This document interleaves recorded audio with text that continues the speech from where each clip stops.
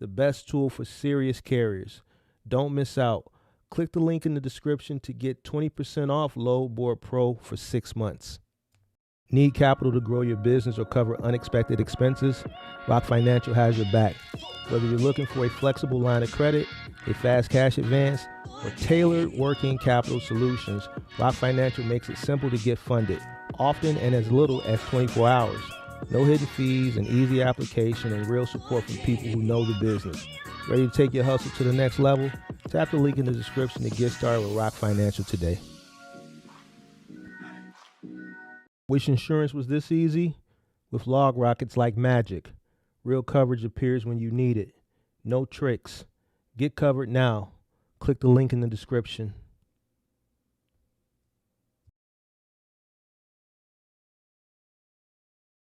Warning: the following content contains strong language and may not be suitable for children. This content is primarily for adults, as this is a trucking channel and truckers have filthy mouths. Please don't tweak if I say. Viewer discretion is advised.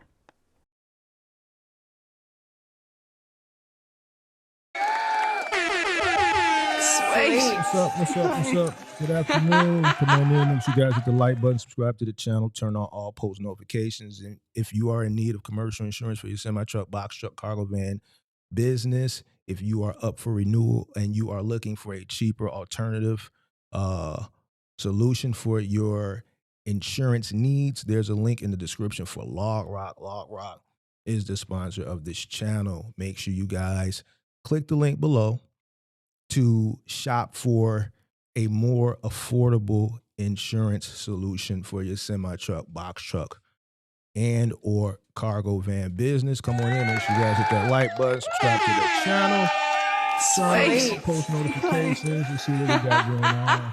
Shout out to Kelvin Birch in the building. Shout out to everybody representing the MGM gang in the building. Shout out to One for All, what's going on? Shout out to Ghost Town Bully. Shout out to Jig. Shout out to 5 Star. I was bitten by a German Shepherd.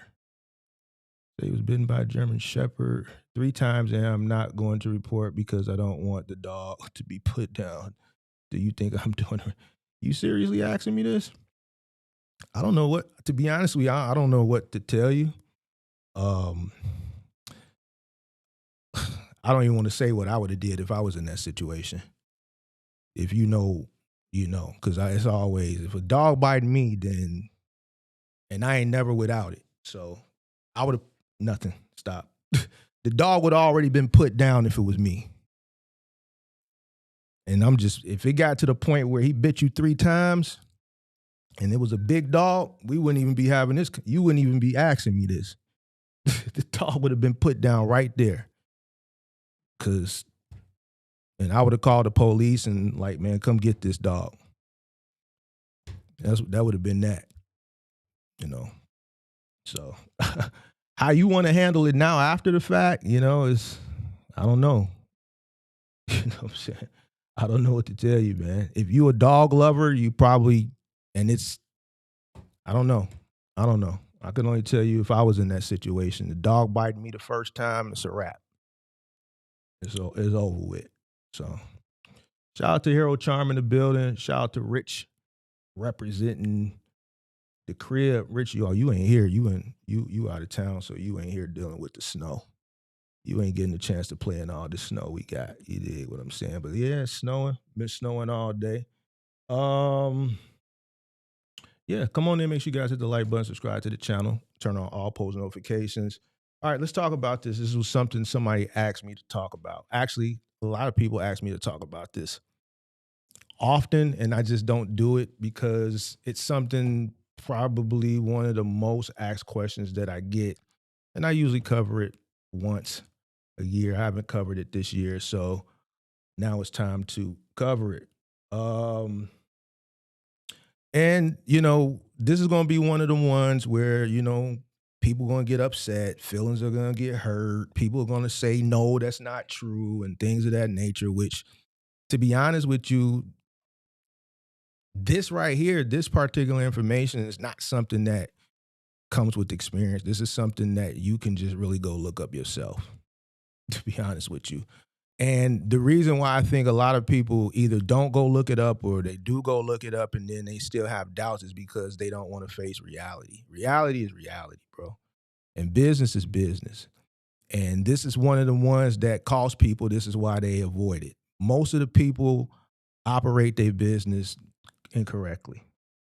All right. And, people are going to be mad. I already know they're going to be mad, but ain't nothing I could do but just tell you the truth. So, W-9 versus 1099. Let's get straight into it.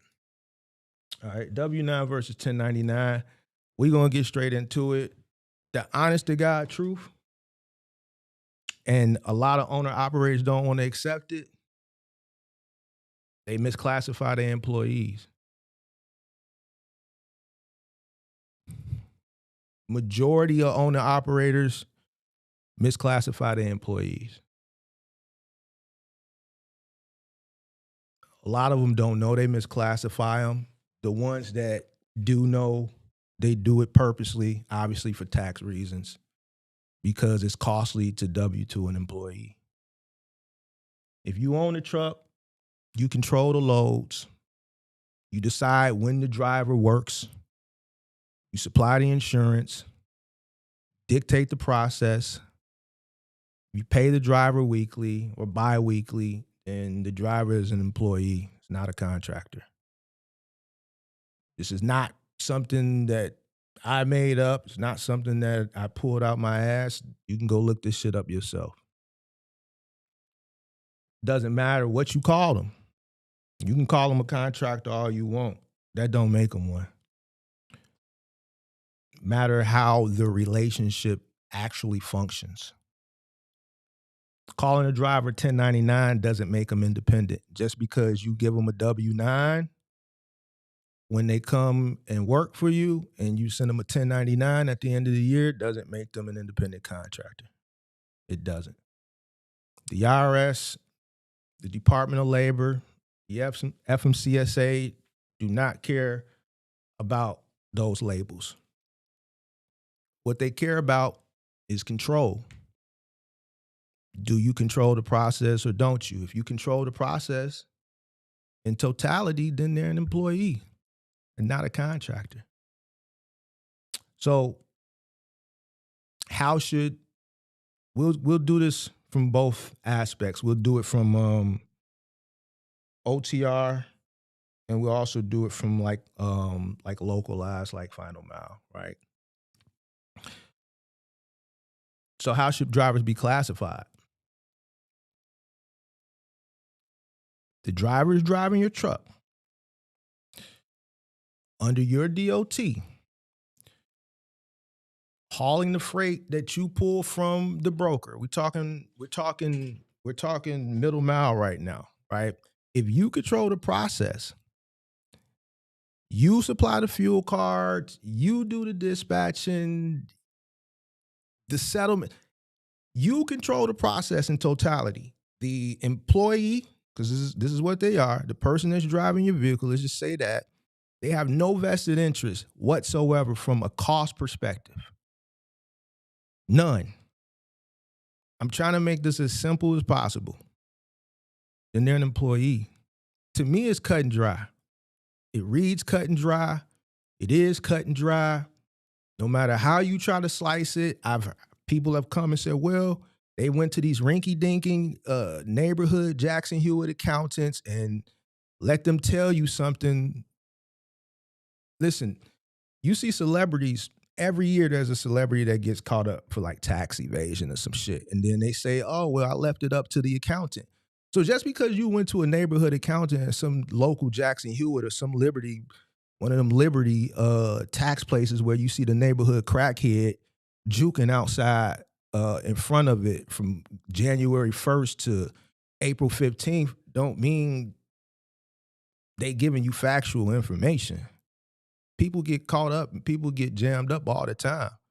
You see celebrities get jammed up all the time from their accountants. So it's not just because it's an accountant don't mean they're giving you factual information. I'm not saying they don't know. Some of them probably do know. They just tell you what they want you to hear, what you want to hear, so they can benefit from it. doesn't necessarily mean it's the truth, because you can go read this information yourself. You control the process. The driver is a W-2 employee. That's it.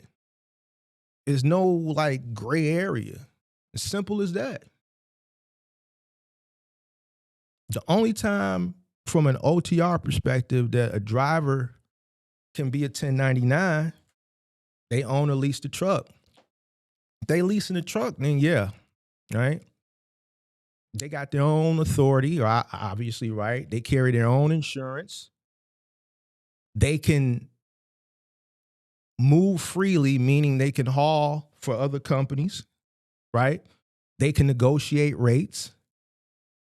They can control when and how they work, and they can profit or lose based on their decision. They have some form of vested interest from a cost perspective. They're not under your control. It's the only time they can be a 1099. So if you got a driver and he's in your truck and you do everything that I said a minute ago, it's your truck, you pay for fuel, you pay for insurance, you dictate what they can and they cannot do. They don't have any say so in the process, right? No vested interest. They're an employee. It's simple. It's simple as that from a local perspective. From a local perspective, uniforms, they work for you. They got a branded uniform.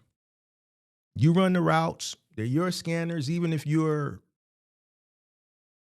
getting the scanners, let's say from the 3PL, which is kind of outdated, right? Because everything is run through your phone now. But let's say scanners and your the company that you're running for is being charged for the scanners on the settlement period. The driver don't cover those costs. They drive your truck. They follow your standard operating procedures, right? It's ever in your employee handbook. You schedule their days, right? Their days on, their days off. They can't say, you know what, I'm going to put this driver to cover my route this day. You're going to be like, who is this guy? He don't work for me. They can't substitute. They can't work for their competitors. This is an employee, not a contractor. Not a contractor. Now, and I mean, it's simple as that. Like, I don't have a really like long and drawn out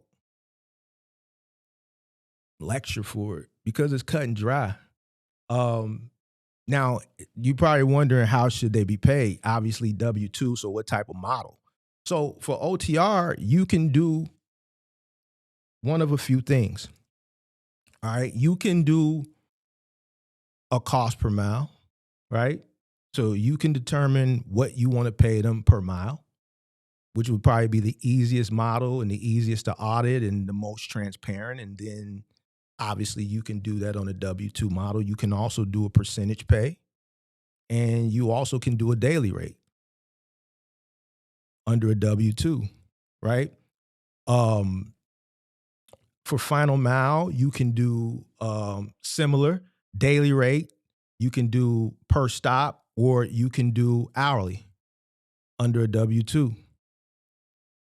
All right. So now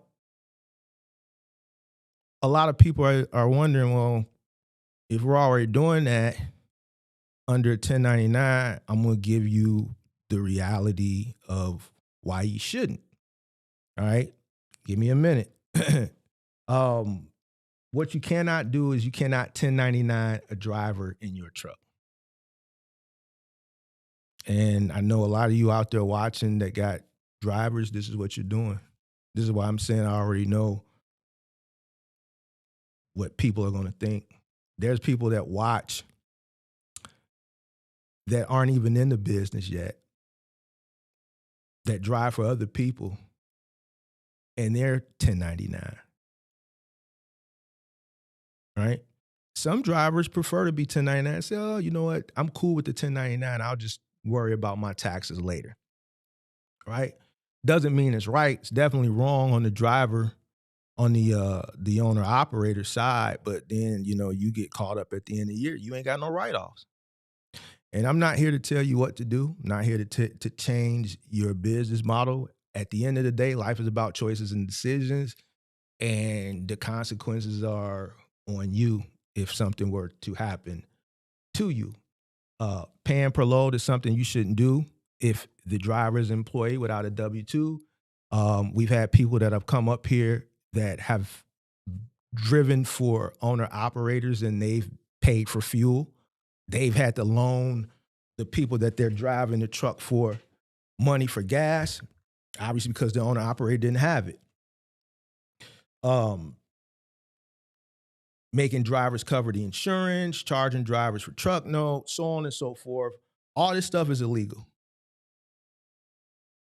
All this stuff is illegal.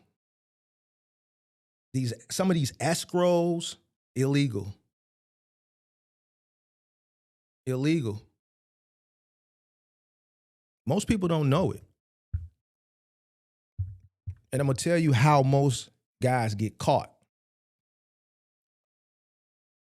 Let's tell you why owner-operators, box truck owner-operators do misclassify people.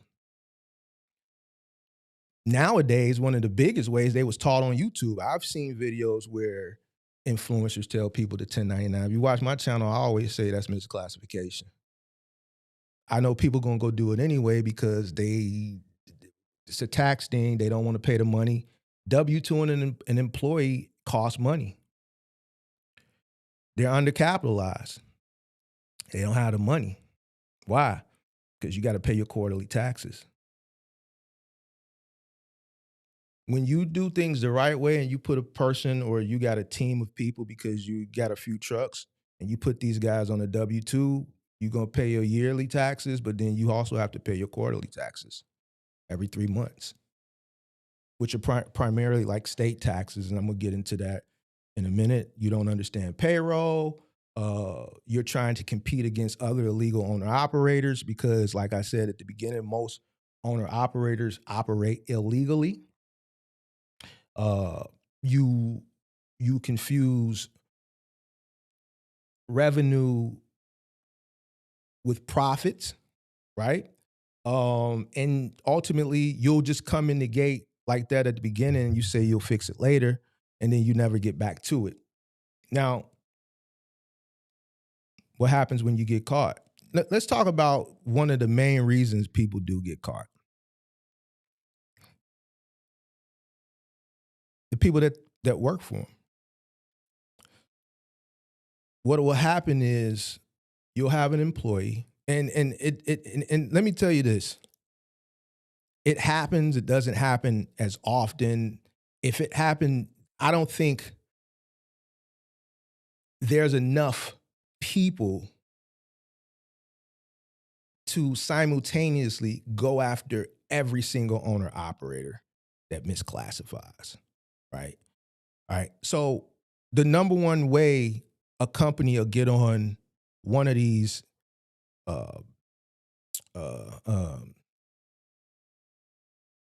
agencies' radar, labor board, FMCSA, IRS, is normally from the person that worked for them. All right. If you got somebody that's working for you and for whatever reason you guys fall out and they're smart and they want to get back at you and you've been paying them, you've been misclassifying them, this is the easiest way for them to get back at you and just tear you to shreds. Because once they go to the labor board and they file, now a case gets open. And this is when the investigation starts. This is normally how it happens. And then from there, they're going to go digging through your shit. They put these people in your business. They're going to go back. It just don't stop with them. It opens up a case for your entire business. And then they're going to go back. Normally like 3 to 5 years. Obviously, penalties, interest, right? All the money at the conclusion of the investigation, you're going to have to pay that money back with penalties on top plus interest because this is money that's owed to them. They ain't just want the money, they want the interest with it. Fines, right? From a state and a federal level, right? Workers' comp, back charges, right? Lawsuits, if the employee filed a lawsuit, right? On top of making the filing with the labor board. Obviously, overtime claims, right? Because of W-2, 40 hours in most cases. Doesn't really, you don't really have to operate from an hourly perspective. In trucking, you can do CPM or you can do a percentage, right? Bank accounts frozen. And this happens all the time. There's plenty cases where both small, mid-sized, and large trucking companies get hit with these claims. And all it takes is a person to go down to the labor board and make the claim, and that's where the whole process starts. All right? Why don't people do the right thing? Like I said, it's costly. Every 3 months you got to pay, right? Every 3 months it's coming out. You got to pay your quarterlies, right? Which goes to like unemployment insurance, things of that nature. So what'll happen is Q1, right, which is January 1st through March 31st, right? That's the end of Q1, March 31st. If you have an accountant, which I would recommend you do, they would determine, right, within that portal how much your quarterly taxes are. They'll send you something in the mail and it'll say, listen, this is how much it is. It'll have the breakdown for you. And it'll say something like, you need to have this money in your business account and the money will be deducted for this day. And then it'll have the breakdown. I've always kept all my taxes, my quarterlies, and these are quarterlies. And what it will do is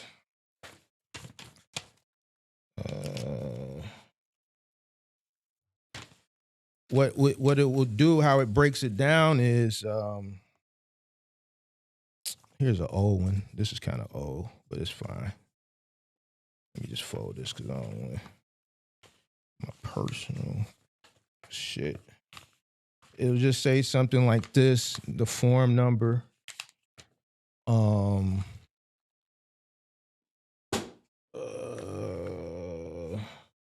Make sure I don't got no private information on here. Fold that. They'll just have the federal form, 941, state unemployment, UC3, the amount, and then federal form 940. So basically your quarter for your federal, and then your state. It's usually the quarterly is more money is normally taken out for the state, and then it'll look something like this. Let me zoom. Give me a second. Maybe I should move this out the way.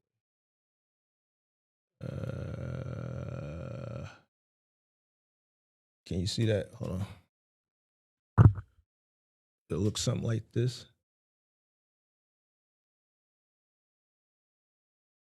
This is an older one.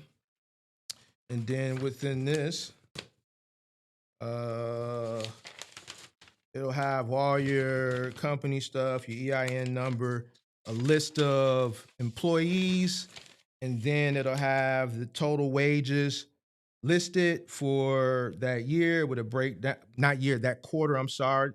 Obviously, your employees listed, their earnings, social security number, that's why I can't show this part. Total wages paid out, taxable wages, so on and so forth. And then it'll just reiterate that number that is going to be deducted that I showed you a minute ago. Let me just.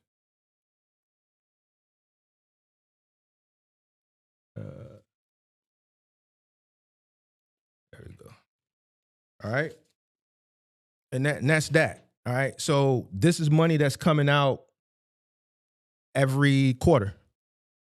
Most guys don't want to pay that. A lot of guys don't have the money. Obviously, it fluctuates depending on how many people you have. To be honest with you, it's I don't know what's a lot of money to people. All right, everybody is different. It's not as much as the end of the year taxes, but the end of the year taxes, depending on how you operate, and if you got a good accountant, it shouldn't be a lot either.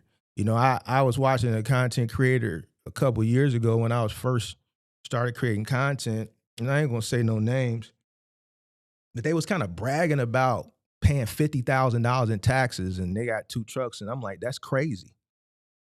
And it was another content creator like celebrating the fact that they paid $50,000 in taxes, and I'm like, that's 2 trucks. You're paying fit. Some don't sound right. Either it's cap or like some ain't right about that. You know what I'm saying? So it just some didn't sound. This is not. Yeah, you know, but. You know what I'm saying? Like, that's why I be like, man, I be listening to some of these guys. Like when I first started creating content and I would listen to some of these other content creators, I'm just like, man, a lot of people that's consuming this content is just, they clearly just don't know. But like your quarterlies, it's like a fraction of the earnings of what people made that's going into like the coffers of the state and the federal for pretty much unemployment, Medicaid, Social Security. It's just every quarter, you know. I've always had an accounting firm to do that, and then I would get that in the mail. They would send it to my office, and it's basically just the federal and the state receipt, and just saying, "Yo, the money's gonna come out the account on this day. Just make sure it's there," and we'll have the breakdown, and that's that. I've realized since I've been doing this, I've talked to people, and I've had plenty of people come up on the channel, if you've been following, that haven't done taxes. I'm not going to say no names, but it's one specific person that comes up on the channel, and he just blatant says he's been in trucking 5 years and he still hasn't paid any taxes. Listen, I don't know. I don't know why people operate the way they do, but there's 2 people in life that fear me. Man don't fear me. God, and that them 3 letters. That's the first, and the first letter start with an I. Like, I don't understand why people fuck around with these people. I just don't. But people do. Not my business. I don't really care. I'm just giving you the information because people ask. It is what it is. To me, it's better to pay these people that little short paper and let them go on about their business. And that's why I've always paid them their paper. That's why I've always put people on W-2. That's why I have the quarterlies to show you. It's just not worth it. It's just not worth it. To me, it's just not worth it. You can do what you want to do. Majority of the people operate 1099, and a lot of times people get away with it. But then again, there's people that don't. All it takes is one disgruntled person that, the relationship between you and that individual may have ended sourly, and they have the sense to go file with the labor board. And then once they make that file, it's not a matter of, well, maybe they not going to investigate. No, they're going to investigate. They're going to investigate. Obviously, small owner operators, that's where they meet their demands at. Bigger companies, like I think the biggest reason Dynamics went from Dynamics to T-Force because they had to rebrand because they had to settle out a big lawsuit in 2018 for misclassification. Bigger trucking companies and bigger logistics and 3PLs, they have the capital to settle. Small ones don't. So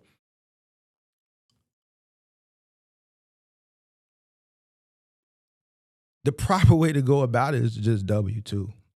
You would do what you want to do, though. Obviously, like I said, if you're OTR, you can do a W-2 under a CPM, percentage, or hourly. Final mile, hourly, daily, or per stop, right? Choice is up to you. Final mile, you may be required to do workers' comp or occupational accidental insurance. That kind of depends on the contract that you're working on and the state, right? Some states require workers' comp. Some states require it, but they don't enforce it. Now, what do you mean they require it, but they don't enforce it? My state is one of those states. They require it, but they don't enforce it. And the reason why I don't think they enforce it, some states require, but they don't enforce it because they know that if they enforce it, it's going to just take a lot of people out. Most small companies can't afford workers' comp. It's very, very, very, very expensive. Very, very, very, very, very, very, very, very, very, I could probably say very a multitude more times expensive. It's costly. So I think that's why they know it'll just wipe people out. Yeah. So that's it, man. I know somebody said they had some questions or something. There's the line. It's open. And that's it. Like I don't really, it's not really nothing to go deep into details. It's pretty much cut and dry. And that's it. Me personally, if you ask me, I'm gonna tell you do what you want to do, but me, I'm not playing. I wouldn't play with them people. I wouldn't play with them people. Because all it takes is one person. And then that's it. One person. Line is open, topic only. 1099 versus W-2, W-4 versus W-9, however you want to spin it. Line is open, topic only. Please. Please. Somebody said, no, it's not, dude. Okay. Nope, not true, dude. I have been independent contractor, 1099 employee operating their equipment under DOT authority. Here's a person that doesn't comprehend. I said it at the beginning. Just because you do it doesn't make it legal. You can go to the website yourself and read. It's fundamental. Reading is fundamental. I said just because people do it does not make it illegal. I said it at the beginning. And I said there's going to be somebody that comes in here and say it because they didn't comprehend or they came in late or they just going to want to argue. Cool. I know how I can prove it to you. I'm not going to do it, but I know how I can prove it to you.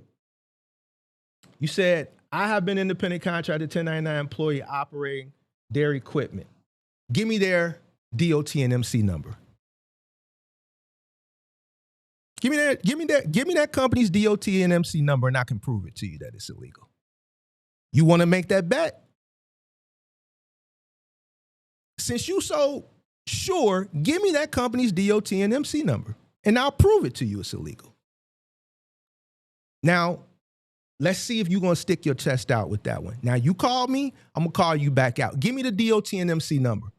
Now, I'm going to have to do some sucker shit to prove it to you, but I think I might have to do some sucker shit to prove it to you. You willing to take that chance?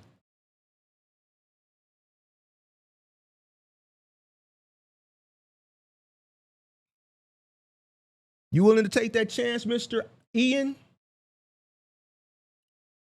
I'm going to have to do some sucker shit to prove it to you since you want to poke your chest out. Because at the beginning, I gave a disclaimer. I said, just because you're doing it doesn't make it legal.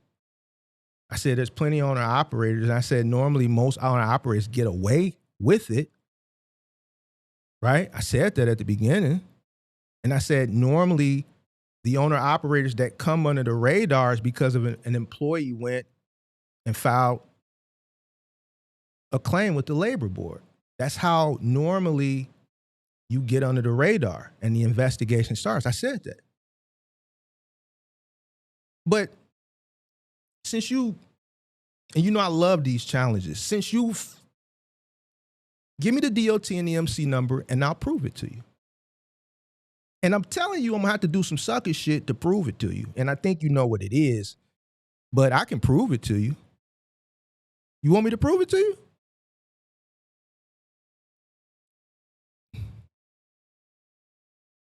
I thought so.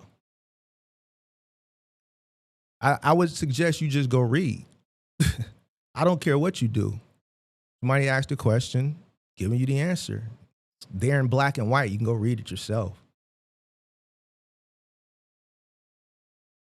The same way they pay you percentage-wise, or whether they pay you per load, percentage, or hourly, however it is they do it, they can do it that same way from a trucking perspective. Just they should have gave you a W-4 when they hired you instead of a W-9 so that you can get a W-2 at the end of the year. Because technically you're an employee. You're an employee as a contractor and you have no write-offs. What do you write off at the end of the year? So let's look at it from this perspective. Let's look at it from a common sense perspective. Mr. Ian, Shell, it's okay for you to get paid with no taxes being taken out, with no business, but then everybody else that operates the same as you as an employee, but submitted a W-4, they get a W-2 at the end of the year and they pay taxes. What's the difference between them being an employee and you, and why do you not get to pay taxes and the other person does?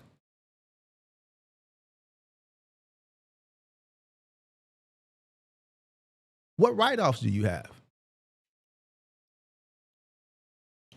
Phone number's there. What do you write off at the end of the year? What do you write off, Mr. Ian? Don't get quiet now. You came in here with the BDE.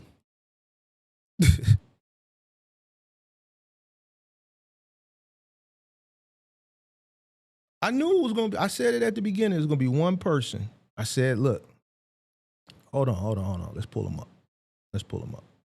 Mr. Ian, the phone number is there, 312-772-5483. You an employee arguing in defense of a company that's misclassifying you, and you telling me I'm wrong. They treating you like the goofy. Since you want to go there, now let's have a real conversation. Because at the end of the day, you're going to be the person left. Yeah, you could go hit them upside the head by reporting them to the labor board, but at the end of the day, where's your write-offs at?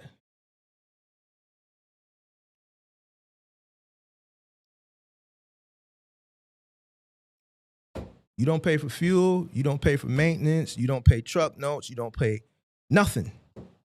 You just been getting paid, not paying no taxes because you don't have no write-offs. Explain it. Exactly. Quiet. Or you can call 312-772-5483. Number is there. I love when motherfuckers come poke their chest out. No, dude. Nope, not true, dude. Here you go. Hold on. Where is he at?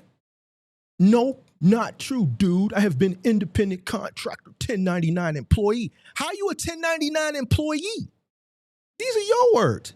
1099 employee. How the fuck are you a 1099 employee? Never fails, ladies and gentlemen. How can you be a 1099 and an employee at the same time? See how he came in with so much? It's always the one that think they know everything. And I love it too. See how I waited to the end to get him? I saw him write that shit. I said, I'm gonna wait to the end to get him. He quiet now.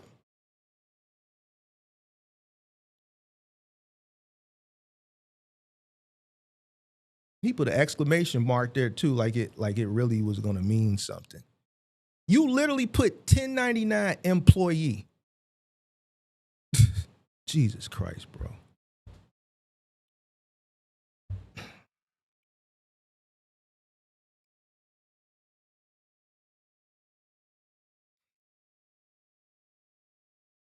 Has nothing to do with big, small, medium, or large.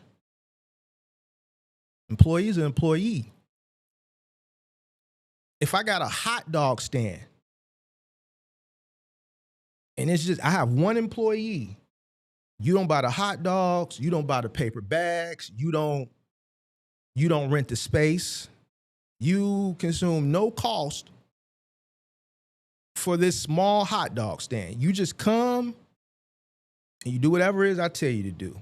Work the register, put the hot dogs in water, sweep up around the stand, and I pay you. And we are a licensed hot dog stand. You are an employee. You have no vested interest. So how are you a contractor? I tell you what to do. I tell you when to take break. I tell you when to be at work. I tell you when to go home. You have a schedule. You don't give me any money for the hot dogs. You don't give me no money for the buns. You don't give me any money for the bags. You don't assist me with the rent.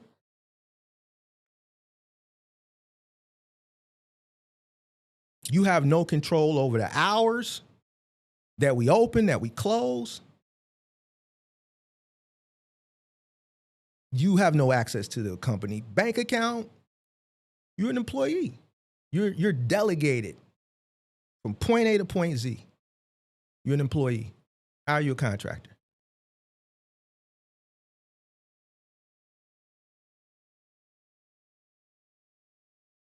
Mr. Ian, don't get quiet.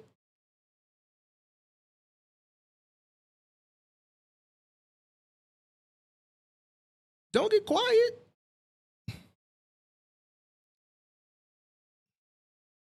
Mr.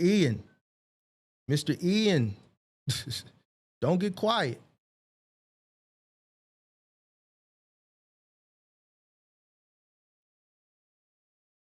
Substantiate this shit for me, Mr. Ian.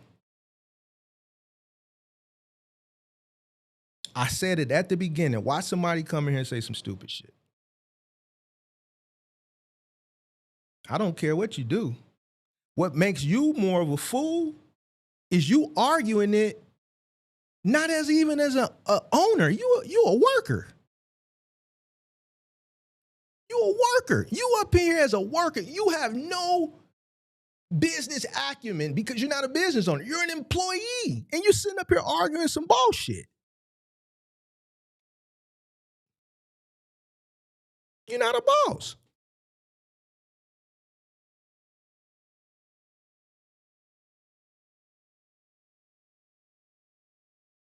You put 1099 employee. If that ain't the most telltale sign of your ignorance, how you gonna be a 1099 employee, sir? You can't make this shit up.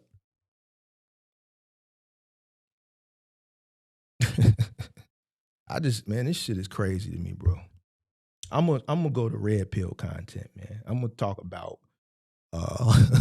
I don't know if I could do this too much longer, man, because it's just, you try to. I came in with a disclaimer at the beginning, and it's always the most ignorant shit, bro. I don't know if I can do this much longer, bro, because there's nothing wrong with a challenge, but this shit is like cut and dry. And then you arguing it from you're an employee that's being misclassified. You don't even, like, you're not even a boss. You don't have this. You don't have this.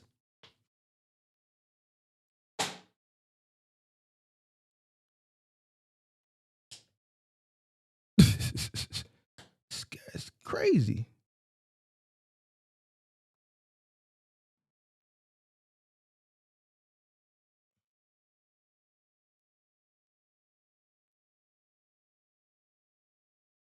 And when people like him, they come from an emotional perspective, from ignorance, they never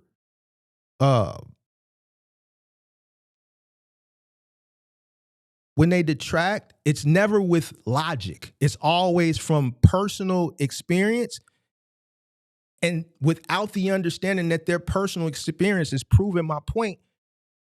And it's obvious it's proving my point because he put 1099. How are you a 1099 employee?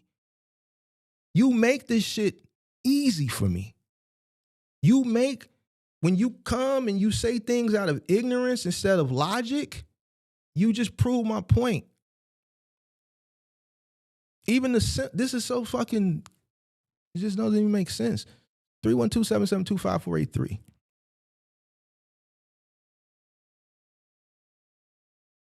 Listen, look at this shit, bro. You can't make this shit up.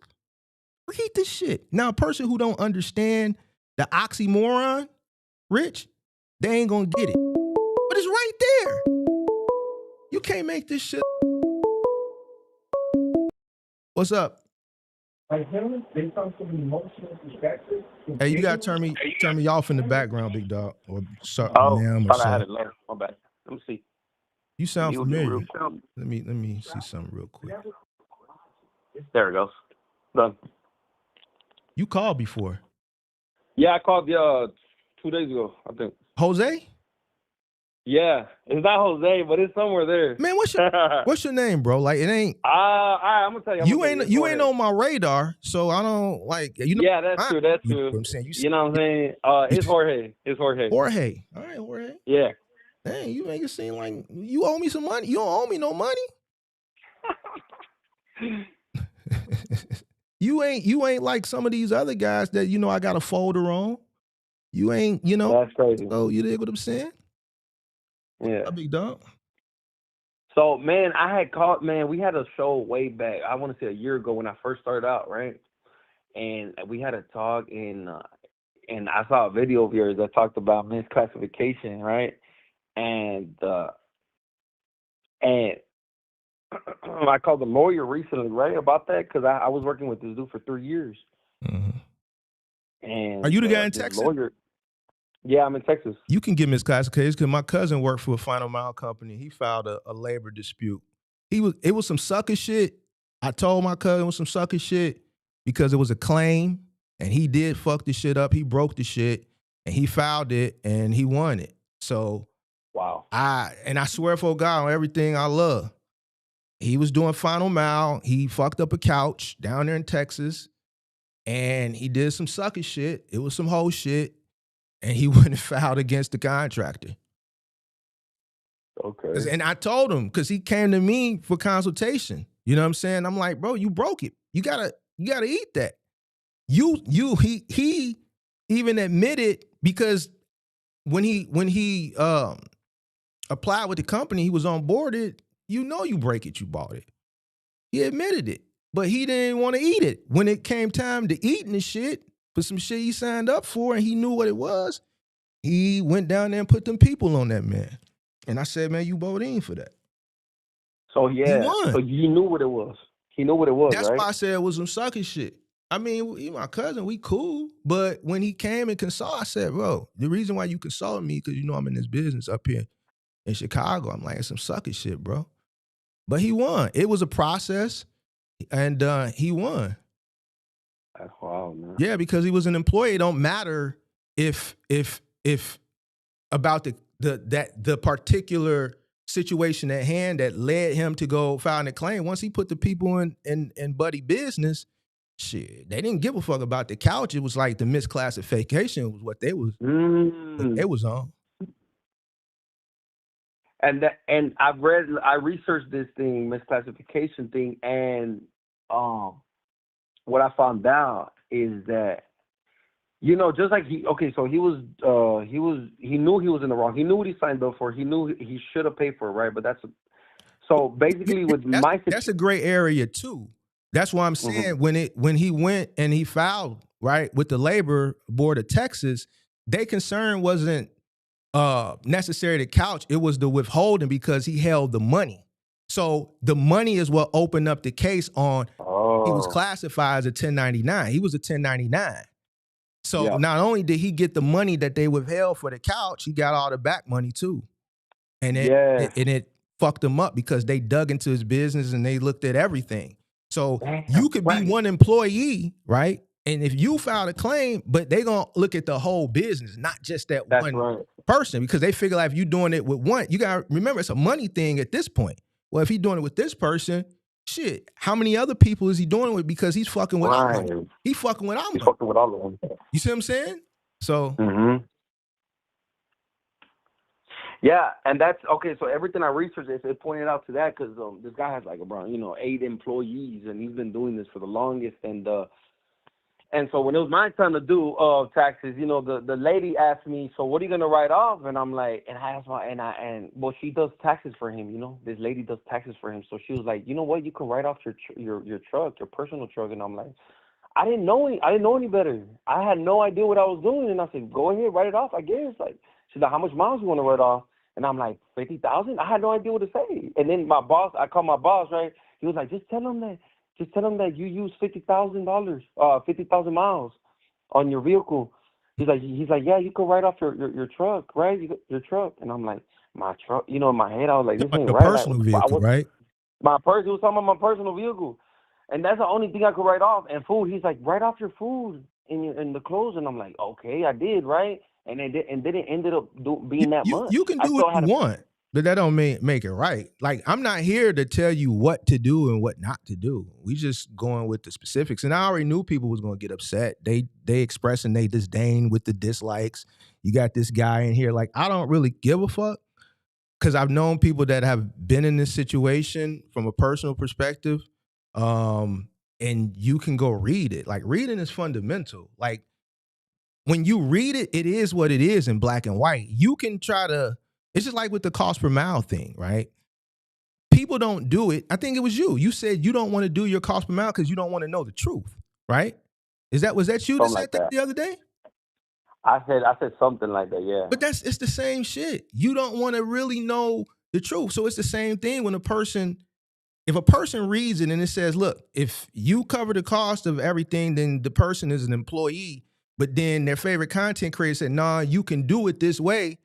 They're going to go with the content creator because it's more beneficial for them at that particular time. And just like most people, they'll deal with the consequences later and hope that they don't never have to deal with it. And that's fine.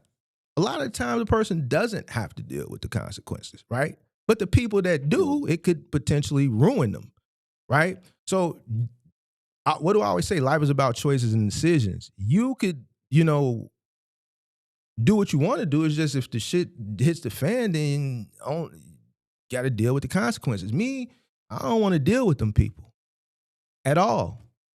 You see what I'm saying? So I just always operated above board because I just don't want to deal with them folk at all. At all. Yeah.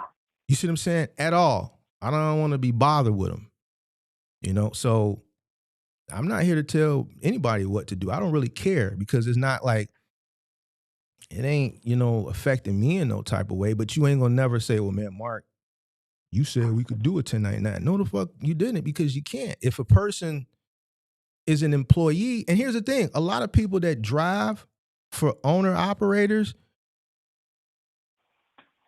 a lot of them are ignorant to the fact that they're supposed to be W-2s. Some of them aren't ignorant to the fact they don't mind the 1099 because they're getting all their money up front. I've seen people have come up on this channel and said, yo, and I don't know how long you've been watching, but there's one guy who's been watching the channel. He's come up 2 times and said, yo, I've been in trucking 5 years. I ain't never paid taxes. I'm going to pay them one day, but I still ain't paid. Well, guess what? It's beneficial for, for people that are undocumented. That's true, but. Well, a person that's undocumented, they still have what is an ITIN, right? They have to they have to pay taxes, right?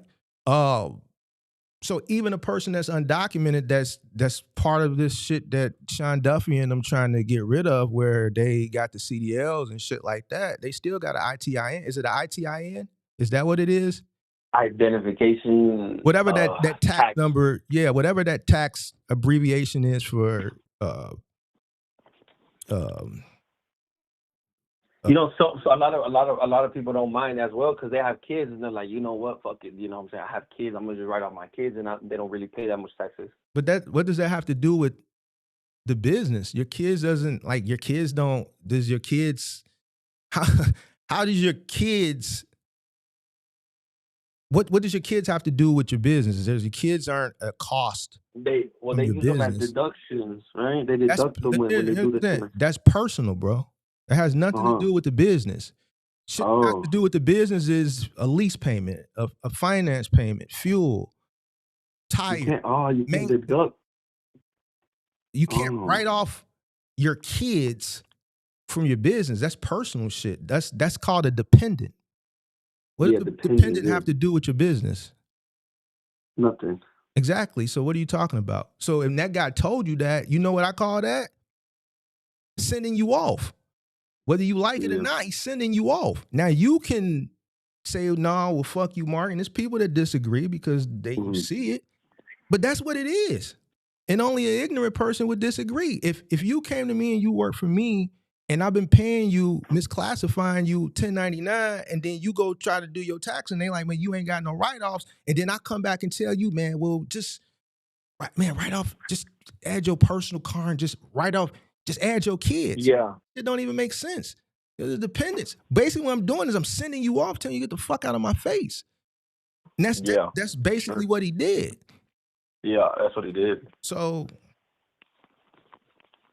and I called the lawyer, and the lawyer.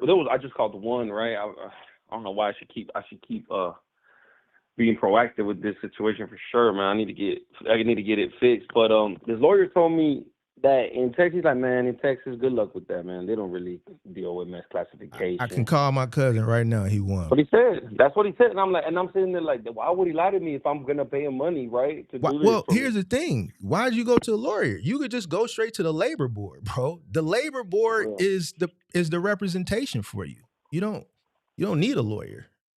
Labor board, right? You go to the labor, you file a claim. And I'm not telling you to do that, but that's just what most people do. They go to the labor board, they file a claim. The labor board, state Texas, they do the investigation. They're gonna call him, they're gonna interview you, they're gonna interview him. They're gonna go through that whole process. They're gonna dig through his shit. You gonna submit what you got, they gonna submit what he got. When they interview you, they're gonna ask you how you operated. Well, I went to work, they're gonna ask you personal, obviously questions dealing with the scope of work you did. Did you pay, do you finance the truck? You lease the truck? Do you pay for fuel? Do you do this? Do you do that? They build in the case, right? If you don't pay for nothing, then you're an employee, right? They're going to ask him. They're going to ask him to submit his bank records, his taxes, so on and so forth. And then they're going to come up with a conclusion. It's pretty much cut and dry. You're an employee. So then that's just going to open up a can of worms for him. So you don't need a lawyer because the state is representing. You're bringing them in to go after the money that you feel is owed to you. So, and this is how a lot of the time companies end up on their radar. Like it's not going around. Yeah, audits pop up all the time. Companies are audited every year, but the IRS just doesn't have the staff to audit everything and everybody. If you get flagged for a specific reason, or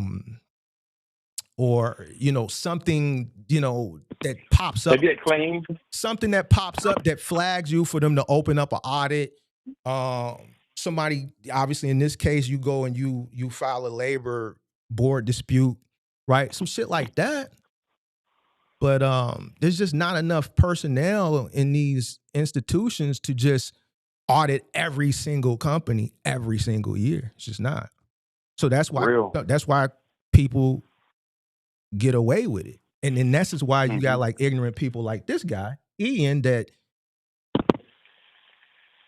is saying this ignorant shit that he's saying, but then he says he's a 1099 employee.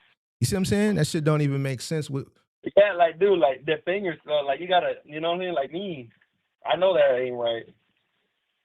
Right. But this is what I'm saying. You got ignorant people like Ian, this guy right here, who comes in with his chest poked out, and while his chest is poked out, he says some of the dumbest shit. He's a 1099 employee. And now he's quiet than a motherfucker. Damn. See what I'm saying? The phone number is there, and I'm here. I'm with it all. Come on, Ian. He ain't gonna come up here because he already made a fool out of himself. It's always the people that got the toughest motherfuckers that say the dumbest shit. Yeah. I said at the beginning, just because you operate like that or you're an employee like that, don't make it right. And I'm not here to tell you what to do. I said at the beginning, I gave a disclaimer because I already knew this was going to be, because it always is. I don't care. But I'm just telling you, you can go read this shit for yourself, bro. You can go read this shit. This is federal. It says it in black and white.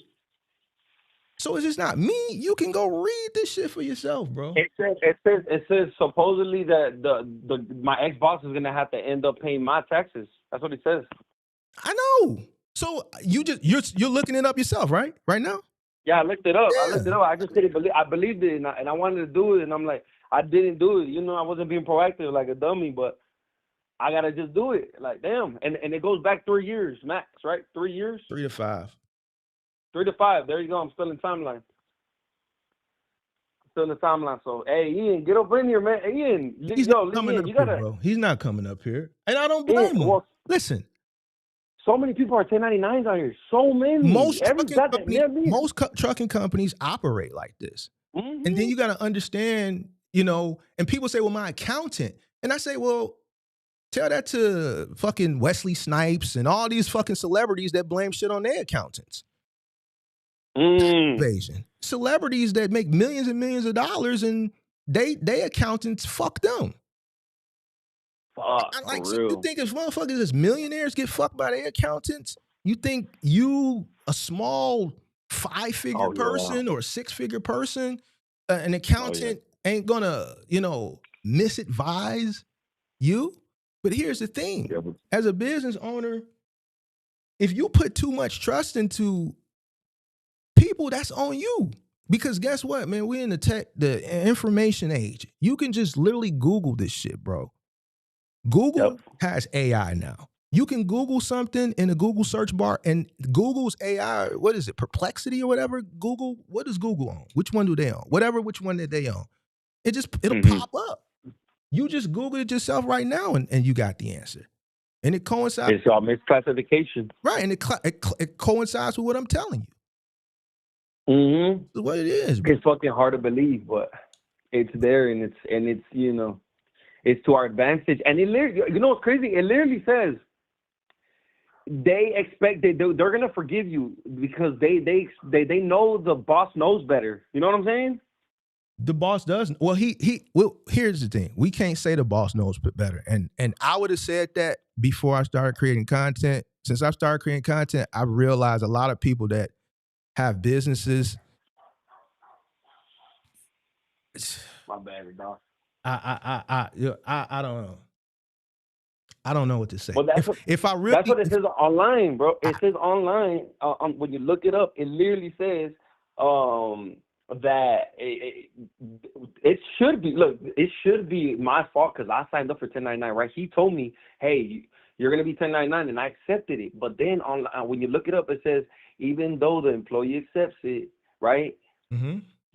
It can still be forgiven by the state, and then because it's on the responsibility of the boss. That's what it says. Or something along those lines, right? Go. I mean, I'm not telling you what to do. Do what you want to do, but like what that lawyer told you. I'm definitely gonna go to the employee, the board. What that lawyer told you. I'm not saying this. My cousin did it down there in Texas. He's from Chicago. He moved to Texas back in 2007. He worked for a Final Amount company, and he did it over a couch. He was spiteful. Okay. He was spiteful. And you know, I don't know. He was running for a Hispanic owner operator down there for one of those 3PLs, and he was spiteful. And I told him, I said, man, that's spiteful of you. Man, you finna ruin this dude's business, man. And he didn't give a fuck, bro. He wanted his money. I feel bad for this guy. I mean, as long as they don't, this dude knows where I live. As long as the IRS don't tell him it was my fault. Well, see, you got to deal with the backlash of not having any write-offs. Exactly. And he didn't give a fuck. No, most he didn't give a fuck. Most owner operators don't. But you know, I don't know. Somebody calling. Okay, hey, you do that. Hey, I appreciate the information, for real. No problem. Do that. No problem. Update coming soon. Bet. Hello. Hello. Yo. Hello? What's up? Yo. Hey, not much, man. Freaking. I just wanted to know, like, Yep. what would be the difference You of. Ian? Because I hear you driving in the back. Your name Ian? Nah, Oh, I ain't here, man. I ain't need to pull up, though, but I ain't here. shit. God damn. My bad. I got the window up now. What's up, man? But nah, like, basically the topic or the conversation you guys was just having or beforehand had me, like, just wondering, even in Final Mile, Mm-hmm.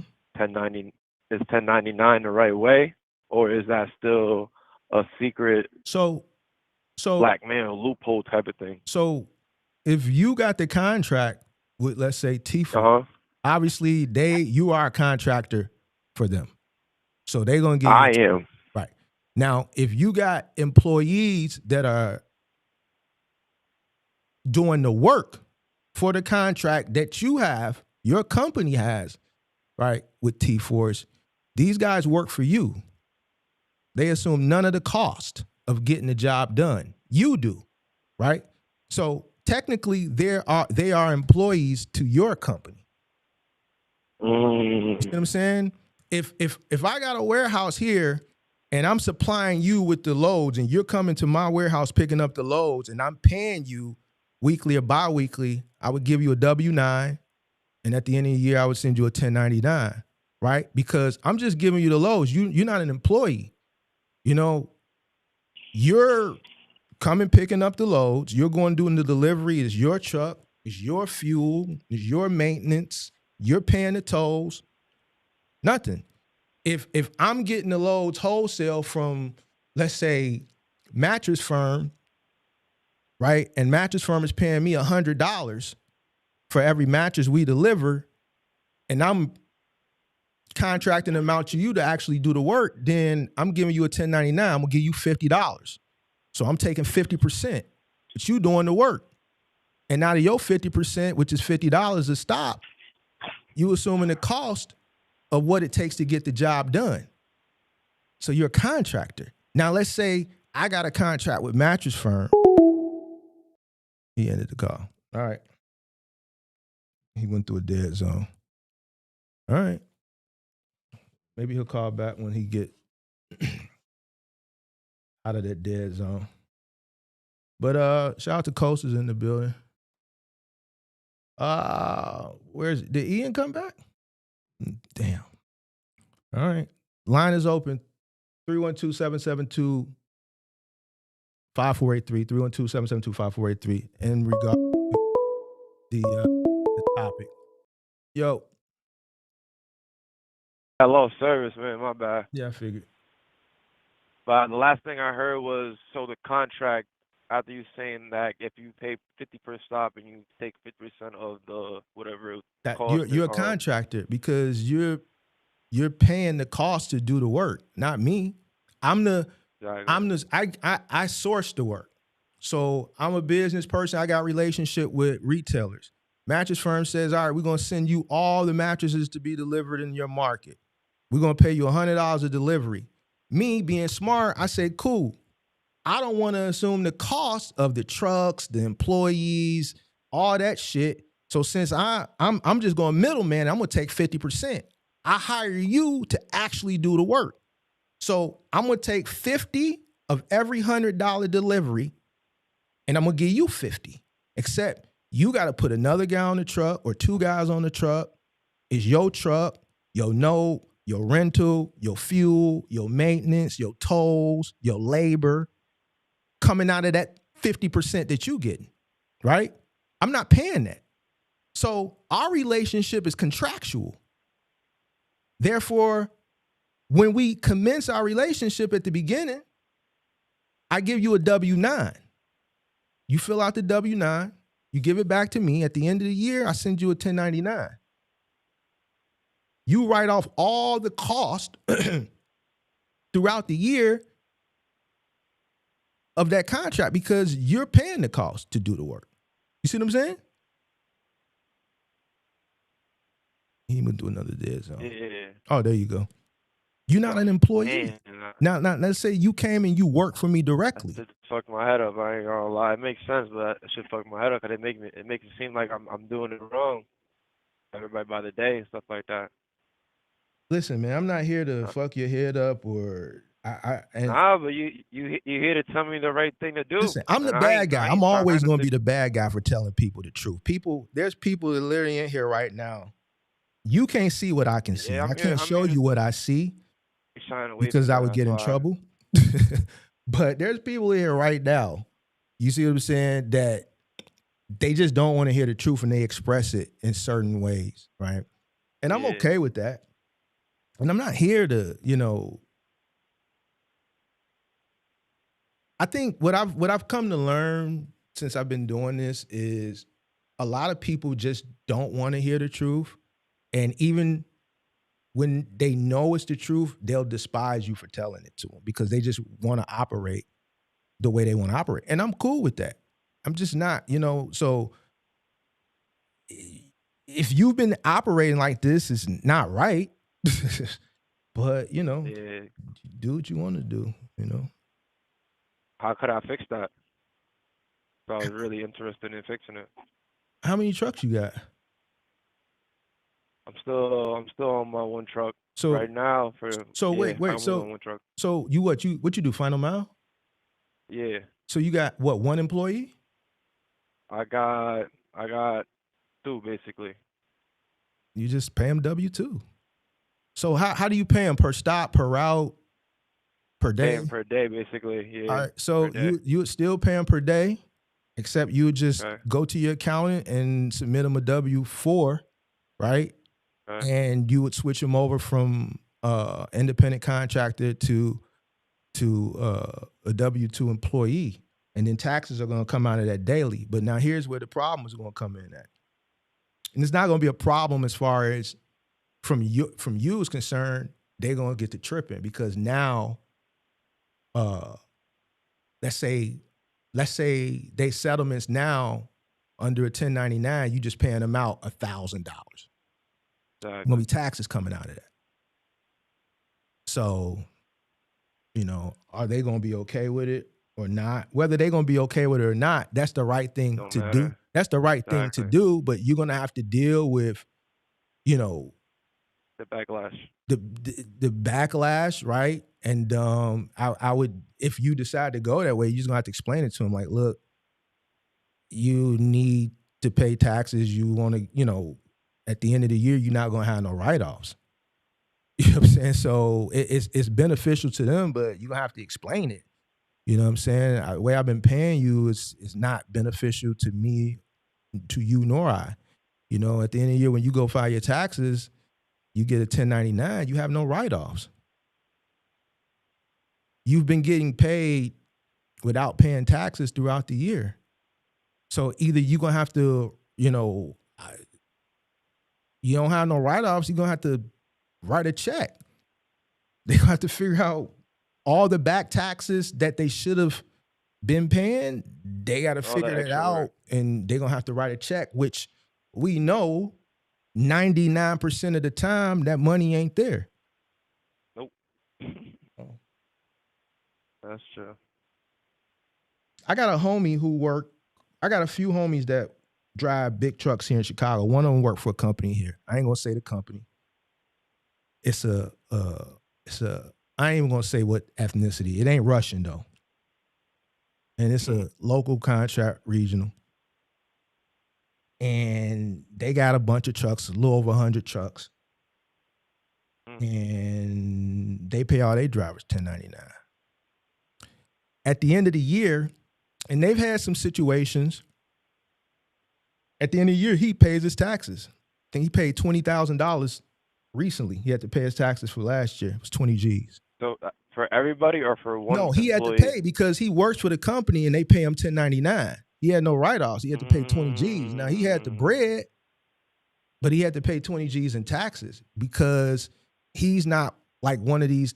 Well, one, he got the bread, right? And two, he's a person who, he's not a slouch. He's not a bum. Like property, like you gotta like do this shit. You know what I'm saying? He's buying property, he's buying things and shit like that. So you gotta pay your portion. You see what I'm saying? So he pays his tax. He literally just wrote a check to them people for $20.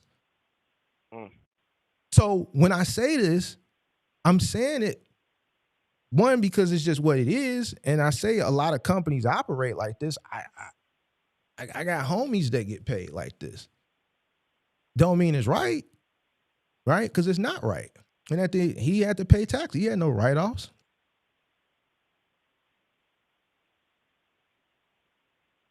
So I want to know. I want to know the right way to do it, because at the end of the day, I don't want to go through that situation. If there is that one person that wants to do that, that situation, misclassification or well, it could happen. Or whatever. That ain't the only way it could happen. You can get audited. You know what I'm saying? But the likelihood of being audited, I think the chances of somebody tricking on you is probably higher than getting audited by like the labor board. Exactly. You know what I'm saying? So, And I mean, there's a lot of information going on the internet, so I wouldn't be surprised if somebody finds that out. Find what You know out? what I mean? Like just how to hit somebody with a backlash. Hey, he hasn't been paying me right for the last. People do it 3 all the years. time. People do it all the time. You can just Google it. There's plenty of lawsuits that are open right now. Lawsuits are normally for big companies, like people that drive for big companies that operate like that. They sue, right? Okay. Small companies, the person goes and files like a labor thing with the state. Okay. So that shit happens all the time. Listen. Yeah, man. I saw a post from a content creator, literally, and I ain't gonna pull it up. He's on the trucking side, and people that's watching probably know who I'm talking about. He literally put a post up about a week or two ago where he drove for a company here in Chicago, and they paid him $10.99. They did escrow. He left the company. He didn't state whether it was on good terms or bad, and he wrote them a demand letter for all the money that they had in escrow. And he said that if they didn't release his money, he was going to file a claim with the state of Illinois. Now, people that's watching me know which content creator I'm talking about. He's a pretty big content creator on the trucking side. And he put the screenshots of the demand letter. And everything I'm saying, he stated. So this is not something that's oblivious. It's only oblivious to people who don't know and ignorant people. Okay. And here's the thing. This content creator is a pretty smart person. I watch him all the time. And he went into that knowing this already, took the job, $10.99, did it. And then when he left, he wrote them a demand letter like, man, I don't give a fuck about what I signed. Y'all need to run me that money that's in escrow. It ain't my responsibility to input money in the escrow for tires and shit like that. Y'all got 30 days. Right.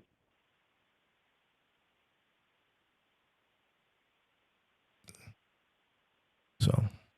I know the right way, man. I know the right way, definitely. Fucking my account should be how to handle it, basically, right? I didn't hear you. You went through it a little. My accountant should basically know how to handle all that. Shouldn't have to say nothing like anything Yeah, specific. you just consult with them, and they just switch it over. It's probably just gonna give you a W-4 to give to your employees for them to fill out, submit it back to them, and then when payroll comes, they'll see the deductions. But, so I can still pay them by the day and take taxes off by paying them by the day. Yeah. Okay. All right. See what happens. Yeah. All right, man. Appreciate it. See you watching. Yeah, but still do your own research, bro. I mean, sounds like you've been doing that now. I seem like I sparked the fuse for you to go do it. So yeah, I'm kind of that guy. Like I kind of procrastinate, and I always need that extra push. But I'm gonna be on top of it, man. I'm gonna continue watching. Okay, cool. I bet. All right, man. Later. All right. 312-772-5483. Where the detractors at? I want Ian. I know you still watching. Ian, I see you watching, big dog. Call up, Mr. I'm a 1099 employee. Where you at? You know I love the smoke. I love it. You know why I love the smoke? Because it keeps me sharp. You know, when you get into like a heated because to me it's educational. It just keeps me sharp. It keeps like steel sharpen steel, and I need these challenges to keep me, to keep me sharp. Now,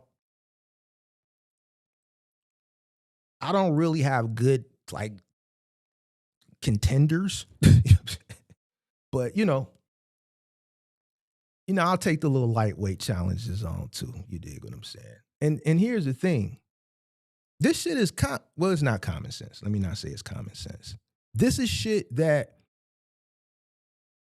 even with the guy that just called, something he was completely oblivious to, and you could tell from the conversation we was having, he was Googling in the background and like, damn, it is saying this. So what I'm saying is not nothing I'm making up. So I don't understand why people are upset. I know why they're upset. It's because they're operating like this. Or you're somebody like Ian, who's not even an owner-operator. He doesn't even have a truck. He's a worker. He's a worker guy. You're a worker. You shouldn't even be having this conversation with a guy like me. You're not qualified, Ian. You're a worker. See, I was trying to be cool. You a worker, bro. You sitting up here, you being sent off, and you up here defending somebody, you are completely wrong. You just classified yourself as a 1099 employee.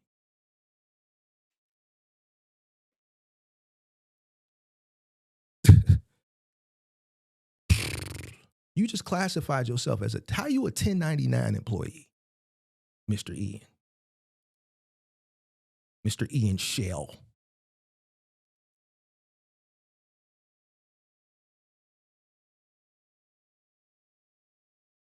Jesus Christ, bro. 312-772-5483. And if I'm wrong, substantiate it. You can't substantiate it because you have no facts. Hello? Hey, Mark. Hey. How you doing? I'm blessed. How about you? I'm good. My name is Tashi, and I'm calling from Louisville, Kentucky. What's your name again? Tashi. Tashi? Yes, Tashi. Hi, nice to meet you. Nice to meet you as well. I am calling because I just came in on the live, and so I was kind of confused about exactly what was going on because I think I'll be in the same situation once I get my box truck thing going. I do want to hire one of my sons to work with me, and there was some confusion about whether or not I would hire them as an independent contractor or as a W-2 worker. So, and I was just calling to get your opinion on that once I came in on the live because I didn't know exactly what the problem was with the guy that you were just on the phone with. You ain't been watching me that long, have you? I just started watching you, and I think you are so freaking awesome. Appreciate you. I don't like to get in family stuff. Normally when people come up with this stuff, I kind of shy away from it. There was a lady who called up with her issue a few months ago with her son, and she kind of wanted me to set her son straight and all this stuff. But I'm gonna be honest with you. If it's your business, right, and you hire an employee, he's an employee. Right. So I'm gonna say it like this without adding the family angle. An employee is an employee. If they're not, a partner, if they're not covering any of the cost of operation, right, then they're an employee. So, I mean, if that's your son, you gotta look at it from this aspect too. You 1099 him. Would it be misclassification if he's an employee? Yeah. And then at the end of the year, what write-offs is he going to get? Because you're going to take the write-offs for the business for the business. What is he going to have? It's different Right. when you got people like the guys that are just called up and their bosses are doing it to them. There's no, I don't care. This is your son. So, you know, but you know, the choice is up to you. I plan on keeping it separated. It's definitely going to be business. When we're doing this, is business. You know, it's not personal. It's not. Well, here's the thing. If he's working for the company, he's an employee for the company. Okay. So I think it would be beneficial for him to be W-2. He pays taxes, you know.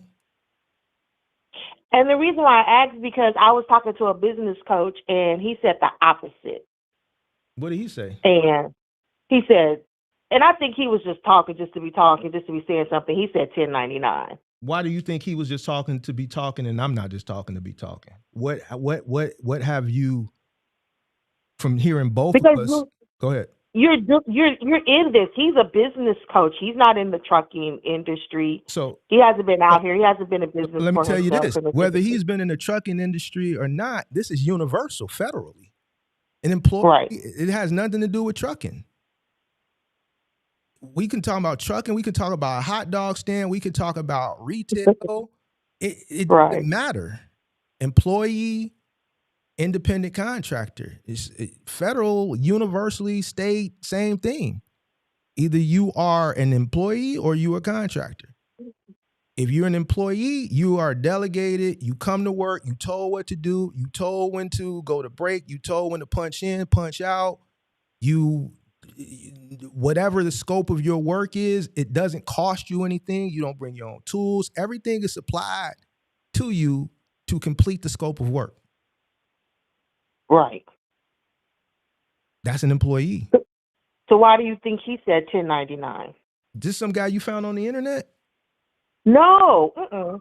No, this is a member, a business coach from our urban league, our local urban league. You know, I'm gonna be honest with you, and you know, ever since I started creating content, I realized a lot of people that say they coaches and stuff like that either like may have a business, but they may have never operated to a certain magnitude. They have never been in business. It don't take much to say you a coach. You know what I'm saying? You can listen to a person and tell if they have extensive knowledge as it pertains to business, because they'll speak from book knowledge and they'll speak from experience as well. You see what I'm saying? So this particular situation, it doesn't matter if he's in trucking or not. Right. You go work if you open up a boutique, a retail store, and you hire a person to be a sales associate, is that a contractor? Is that an employee? It's an employee. And why is it an employee? Because like you said, they're there to work under the owner or under whoever's managing the business. They didn't invest in it. They don't have their own money or whatever invested in it. They're just there to help operate and make the business a success. They have a scope of work, and it doesn't. They have no vested interest. Right. It's costing them anything to do whatever the scope of work that they have to do. So they come to work, right? They don't have to invest into whatever clothes that you're selling. They didn't invest into any of the hardware, like the racks and the shelving units and things like that. They don't pay the subscription for the POS system for you to ring customers out. Whatever cost, the rent, they don't cover any of that cost. They don't invest into it. They don't share any of that cost, right? They just come, they punch in, they do their job, and they punch out. They're an employee. Right. And that's retail, that's trucking, that's it. It's across the board. So why he told you that, I don't know, but based on what he told you, based on what I'm told you, now you go look it up yourself. And then I'm guaranteeing you, when you go do the research yourself, you can Google it right now. I'm guaranteeing you it's gonna parallel with what I'm saying. No, I totally believe you. I trust in what you're saying, but I am still gonna go and Google it. Because when he said that, it honestly, it didn't make sense to me at that time. So I'm kind of glad I came in on this live and you was talking on exactly what it was that I was questioning. So thank you. I appreciate that. No problem. That's all you got? You know what? I'm just getting started in this. I haven't even like formed my LLC or any of that stuff yet. So I've just been watching your videos, and I appreciate you for your content. Thank you so much for the jewels and the wisdom that you're dropping. And I'll definitely be looking out to call in again when I have more questions. God bless you. All right. Thank you. Bye. Bye-bye.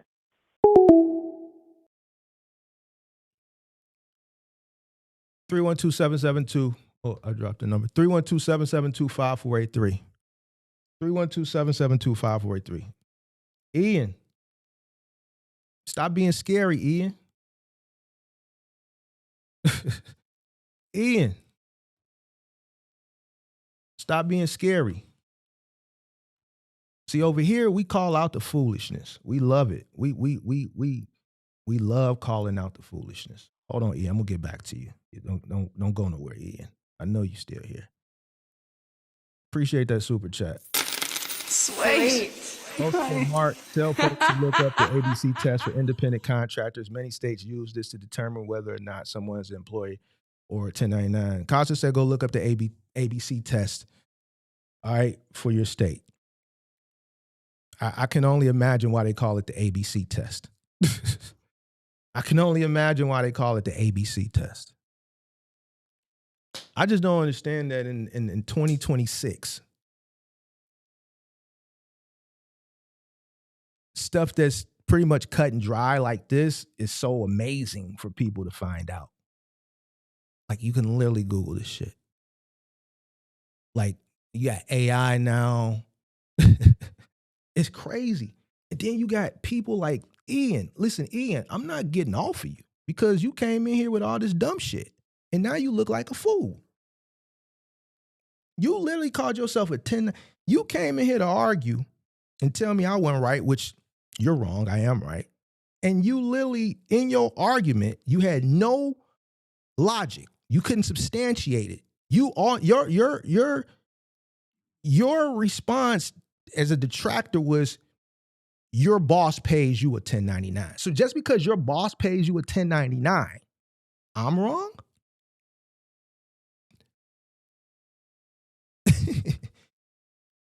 Where's your argument?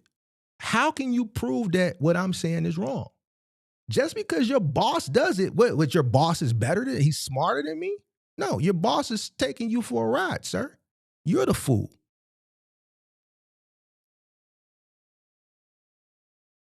See how you jumped out the gun? Because of your personal circumstance, your personal situation. I'm wrong. Hold on, let me see something. Give me a second. Hold on, Ian. Hold on, Ian. Give me 1 second. I want to see something. Give me a second. Let me thinky thing real quick. Let me do my little thinky thing. Give me a second.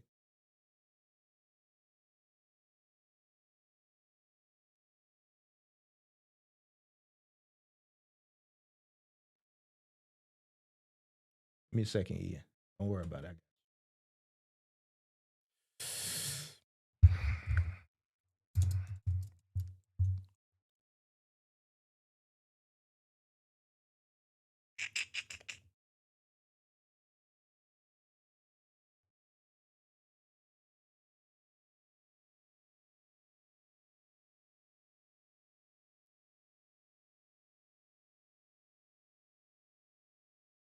Give me a second, Ian.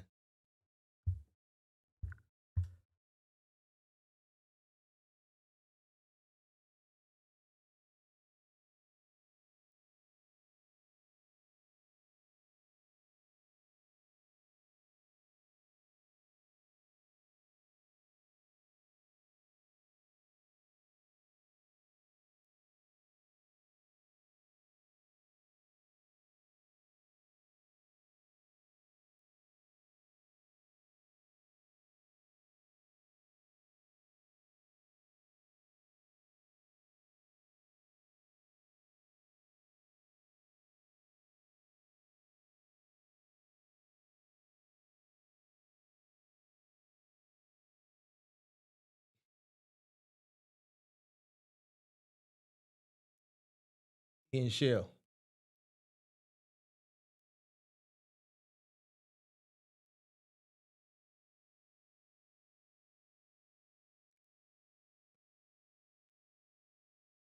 Typical middle American, like I figured. All right, 312-772-5483. Topic only, please. Please. Talking about misclassification. We talking what we talking? We talking 1099 versus W-2. Which is right, which is wrong?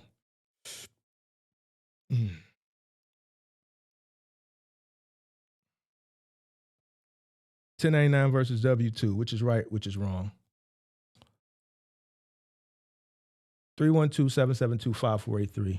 Phone line is open. Phone lines are still open. 312-772-5483. Rich says time to take the gloves off. The gloves been off. The gloves been off. Big dog. No big Mark. Don't care. Because I ain't said nothing wrong. I just say things that trigger people because it's the truth. And the lady was proof. Like, I don't know why people be sending y'all off. She said she had a business coach. I wonder if she paid for that business coach. I hope she didn't. People will tell you anything. That don't mean it's right. That's why I tell people to go do their own research.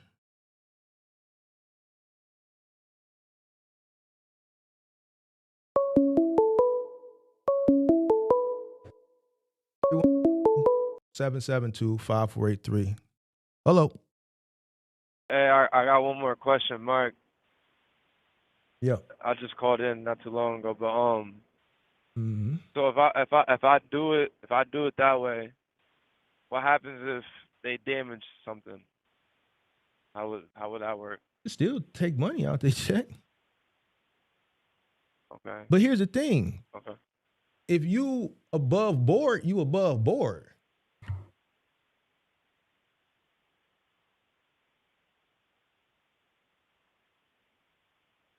See, hello? Yeah, I hear you. See, what happened when my cousin did it down there, he was a 1099. You see what I'm saying? He wasn't a W-2, he was a 1099. And that's all they needed.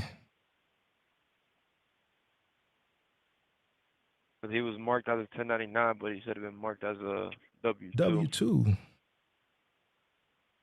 And that's what I was The labor talking board about. claim he put on them was out of spite because he knew it was a misclassification.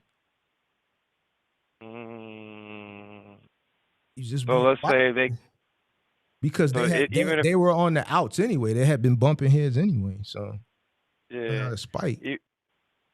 Even if because everybody's main thing, I'm pretty sure you know, everybody's main thing is what separates the 1099 and the W-2 is that they bring their own tools and stuff like. Well, because before I became a owner operator, I worked Final Mile for like 2.5 years. Mm-hmm. So like that's basically what they told me, and like just going off that knowledge and stuff like that. Mm-hmm. That's how I started off. Mm-hmm. So obviously I'm learning it's not really the right way. So, I don't know. It makes sense, but it's just kind of weird. Why is it weird? You just looked it up. You went behind me and looked it up, and it told you the same thing. How is the facts weird? Not in a bad way. In a bad way for me because I learned the wrong way, thinking it was the right way the whole time. Is what I'm saying. I'm not saying you said you learned the wrong way, thinking it was the right way the whole time. Basically, because when I was working for the other contractors, that's basically what they were telling me. But like I said at the beginning, most contractors pay this way. Like the reason why I think it whenever I do this, it's just always like this is because of the mass majority operate like this. This is why the guy Ian can come in here as a worker and say his boss pays him like this. And he's not a business owner. He's an employee defending it. You see what I'm saying? And then call himself a 1099 employee. So people think because they're being paid this way, it's right. So I think like maybe he's thinking like, if it was wrong, you wouldn't be able to do it. That's not right. To do what you want to do. It's as if you get caught. That's when you're going to find out it was wrong the whole time. You can not pay your taxes. And you might be able to get away with it until they audit you. And then was it right or was it wrong? Right. You see what I'm saying? So people will argue ignorance because this is how I've been doing it. Don't mean it's right. You see what I'm saying? So anybody that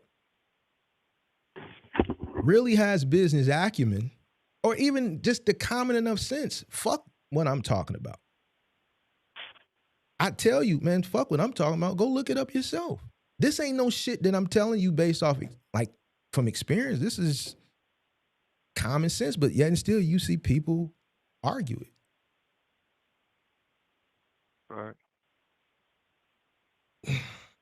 So you want to do case studies? We could look up case studies. I'm with it all, man. We can go. I definitely want to do it the right way. Let's go. Let's see something. Give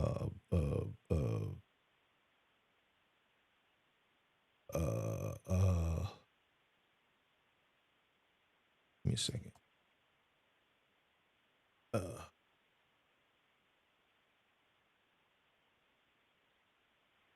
So I just Googled misclassification. Here goes a story from yesterday on Freight Waves. And this ain't even from a trucking company. This is from a truck driving school. Instructors were classified as independent contractors. So it's just like I was explaining to the lady. It don't have to necessarily do with a truck. If you're an employee, you an employee. It don't matter hold on. It don't matter the industry. Misclassification of New Jersey truck school costly some instructors were classified as independent contractors, but state challenged that in a lawsuit filed last year. Sure. So basically, this truck driving school was classifying their instructors as contractors. Employees. I got another call coming in. Bro. All right, cool. All right. You on the line? Hello? Yo, what's up? What's up? Yo, it's Los. I'm out of Knoxville, man. I'm new to the box truck game and just been doing a lot of research. Came across you. You seem to be a guy really dropping the knowledge. I can say up front, I appreciate it. But I just got a question because I plan on starting a business. You know what I mean, running myself, but I also plan on hiring some guys as well to run some trucks. So my question is basically, what advantage does an employer have to even misclassify a worker? Because it sounds like... Listen to what you just said. Stop. You asking me, what advantage does an employer have to misclassify somebody? I can't... Yeah, I mean... Where...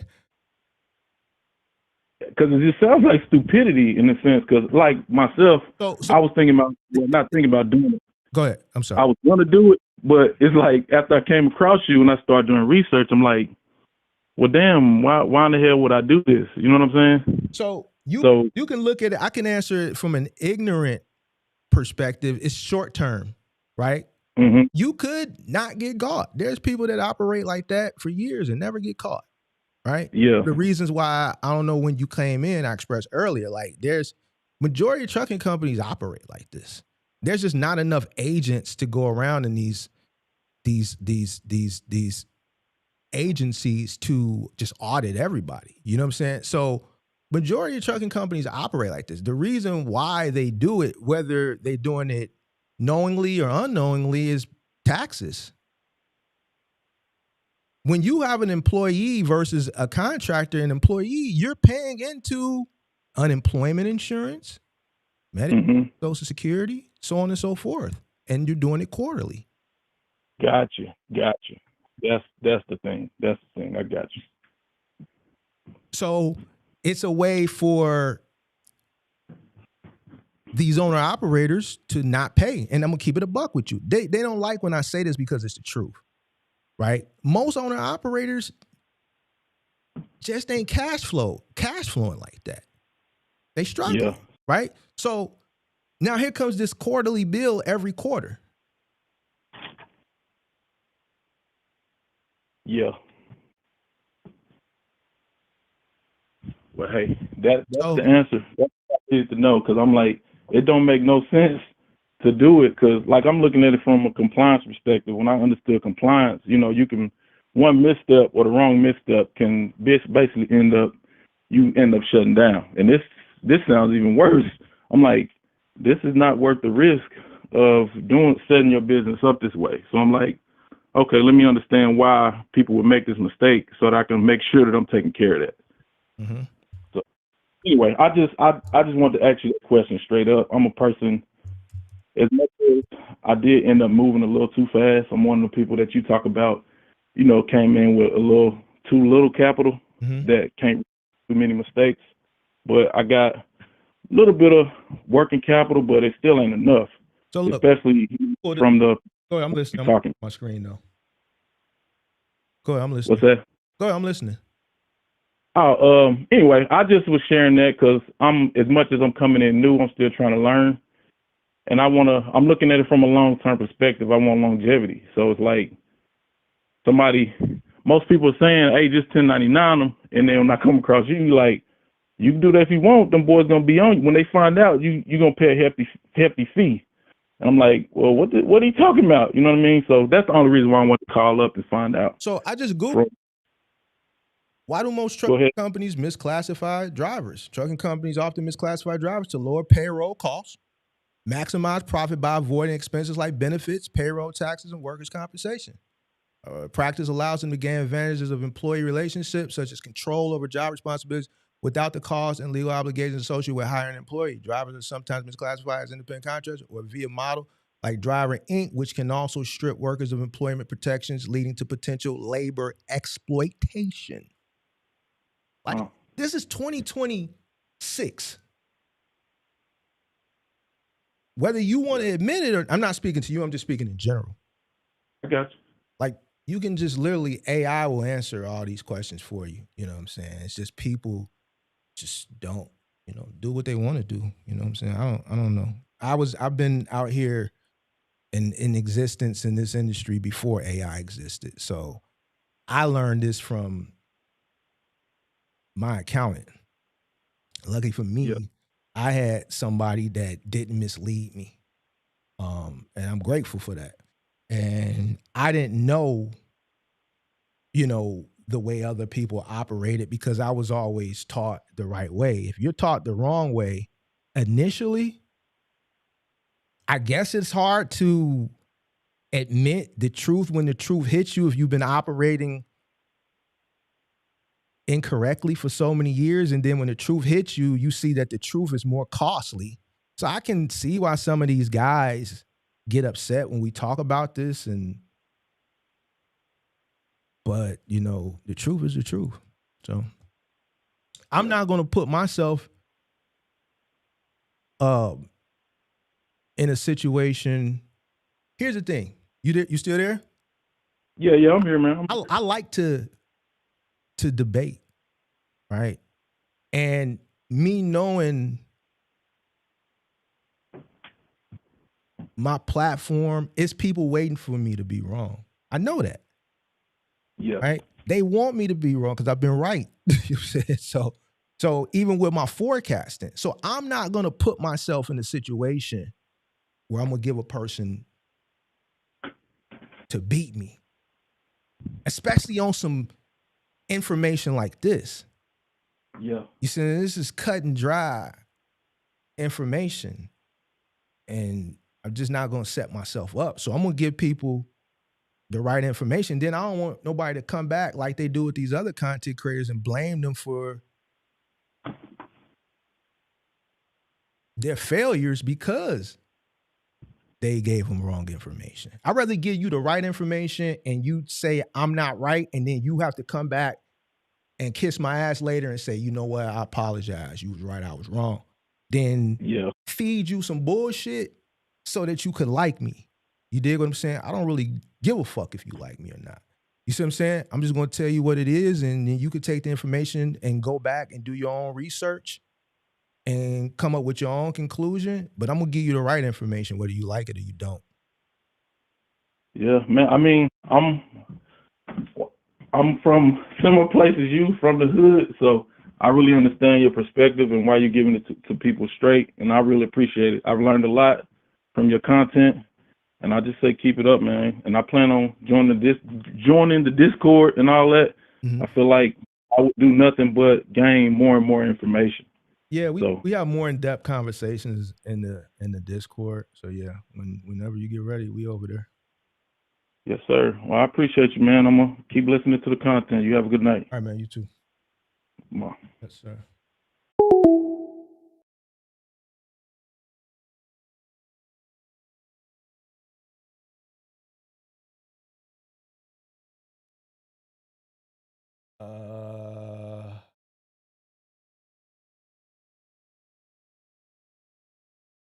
All right. Yeah, phone number 312-772-5483, 312-772-5483. I got a few more minutes to kick it. With y'all. I knew this was going to be a hot topic.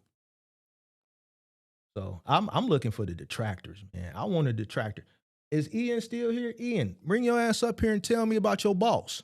Tell me how your boss misclassifying you. Come up here and substantiate this bullshit that you said earlier, worker. How you think you were going to...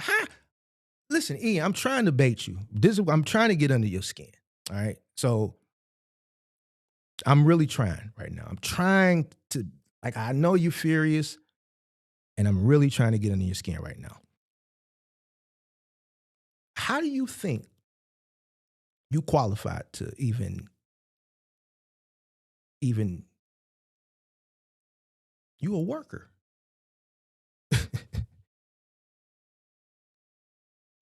Let me pull your comment up. 312-772-5483.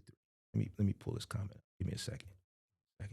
See, Ian is new. Like a lot of these cats, they find the channel and they think I'm like the rest of these guys.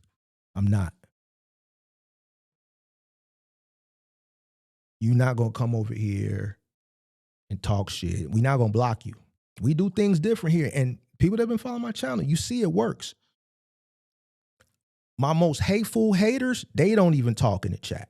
Because they know once you say something, this nigga over here, he gonna call you out. He ain't like the rest of these cats that'll just block you and shit like that. No.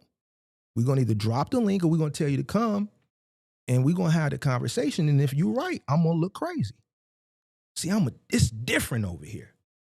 You ain't never seen no shit like this before. I get it. Man, these niggas usually just block us when we disagree. No, this guy actually dropped the link and said, call the number. And then what happens when I do that? It get like this. They disappear. They get quiet. They start deleting their comments and shit. You hear crickets.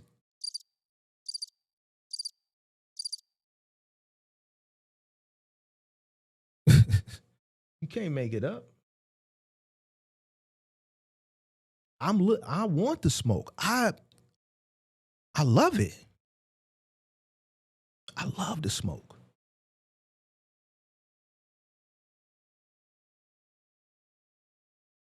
You think I'm gonna let a worker? You a worker. Ian. Look at this. Look at your comment, Ian. You're a worker. You said, no, not true, dude. I have been an independent contractor / 1099 employee. Then he went back and changed it.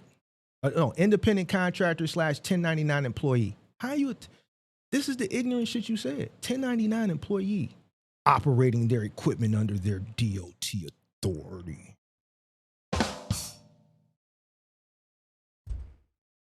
No, not true, dude. I have been an independent contractor / 1099 employee operating under their equipment under their DOT authority. Mark, you don't know what the fuck you're talking about.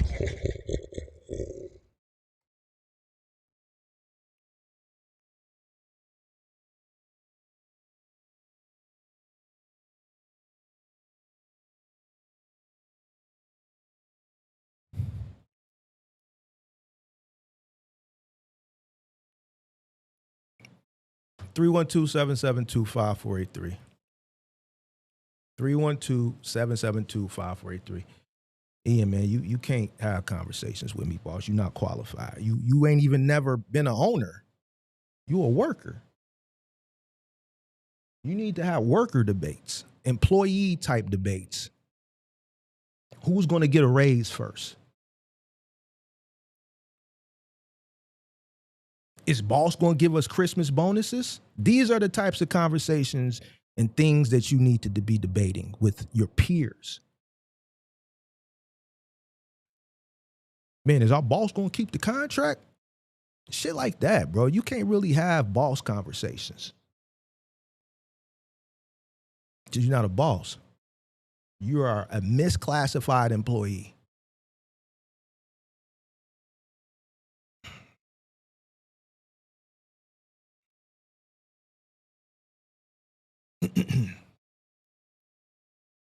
So just stay in your lane, pimp. 312-772-5483. 312-772-5483. Number is open, bro.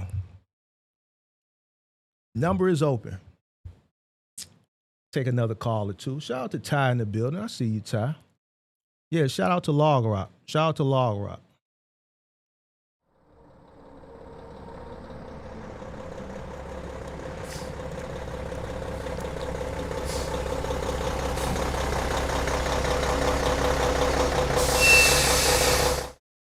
Shout out to Log Rock. How you doing the Discord? The link is in the description. Link is in the description. Yeah. There's a small fee. We added the fee earlier this year. There's a small pay window. Absolutely. Excuse me. 608 says 1099 employee. Yeah, man. That's what he said. That's what he said. He works for his boss and he's a 1099 employee. So,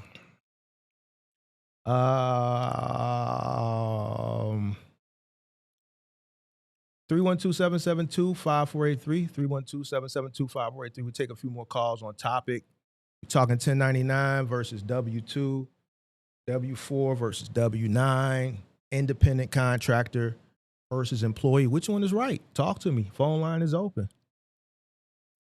Whether you agree, you disagree, you got a question, as long as it's on topic, the line is open.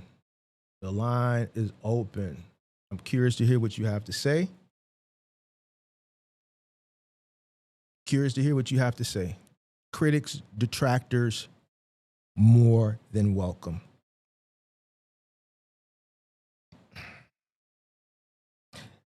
For y'all people that's like just getting into the box truck shit, this is how you are able to determine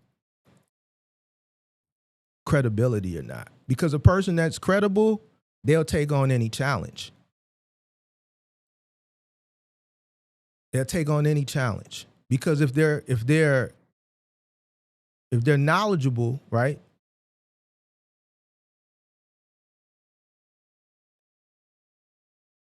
They wouldn't run from it.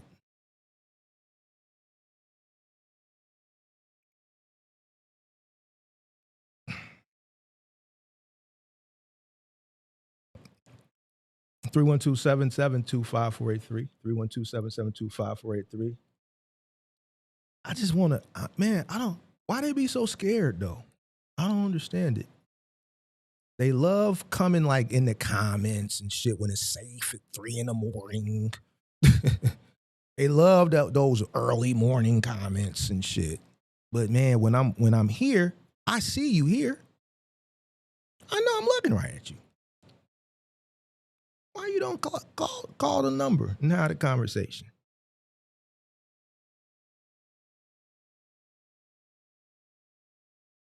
Call the number. 312-772-5483, man. I ain't gonna do you bad. I ain't gonna do you too bad. I see some of y'all, some of my detractors, I be seeing them over on some of them other channels. And these red pill channels just be chatting away in the comment section. I see y'all over there. Just be chatting.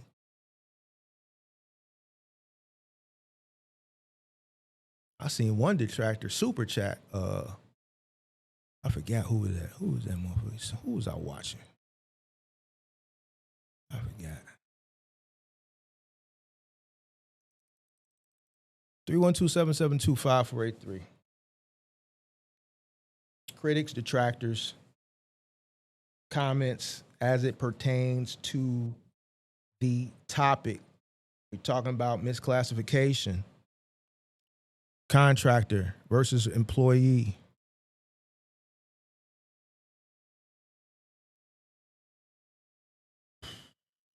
Shout out to Chucky in the building. Shout out to Chucky in the building. Hello says, how often do you go live? Daily, for the most part.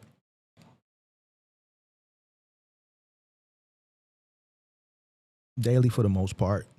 Not like your traditional type of shit that you'll see in this space as far as like that cookie cutter type stuff. I like conversations. Like Chucky say, things that a lot of people don't talk about, mindset things, just other things, more advanced and more intermediate and advanced conversations, more conversation style. And I give people a chance to come up. You know? Yeah. So I like to have discussions. Like there's so many different niches on YouTube, and I noticed that a lot of these other niches have like discussions and panels, and I thought it would be cool for this small little niche because no one does it. I understand why don't nobody do it. And we went over that. So I do it because I can lead the conversation and I can, go back and forth with people. So this is the type of the type of content that I like to produce, and it keeps me sharp. Like my debating skills, it keeps it sharp. People that I know that are really current, like real life and stuff, they know all this shit. So I can't debate them. So I got to find people online to go back and forth with to stay sharp. Still sharp and still. So 608 said, are you a mentor or are you a troll? He said that NW Lou. I wonder how NW Lou doing right now. Tequila said, why? Because I want to. Educational debates are healthy. It's a good mind strengthener. What's wrong with a good educational debate?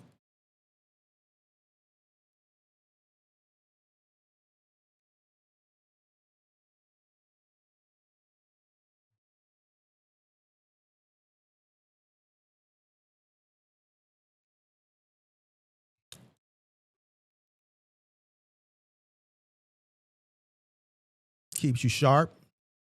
You have to think quick on your toes. It's good for the brain. And guess what? I don't have to debate. Only when a situation presents itself to debate, I'll debate, but not something that has to be done. But I do I do enjoy the mental exercise of it.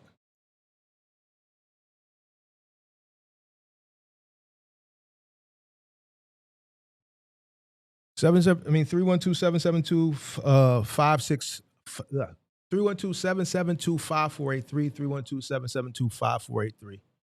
Phone line is open. We'll probably take another call or two, and then we're gonna cut up out of here. We'll take another call or two, and then we're gonna cut out of here.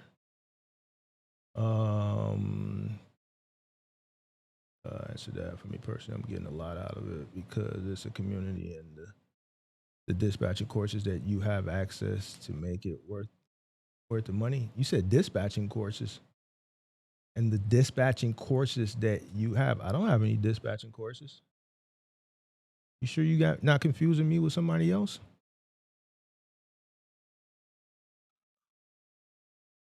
You might be confusing me with somebody else.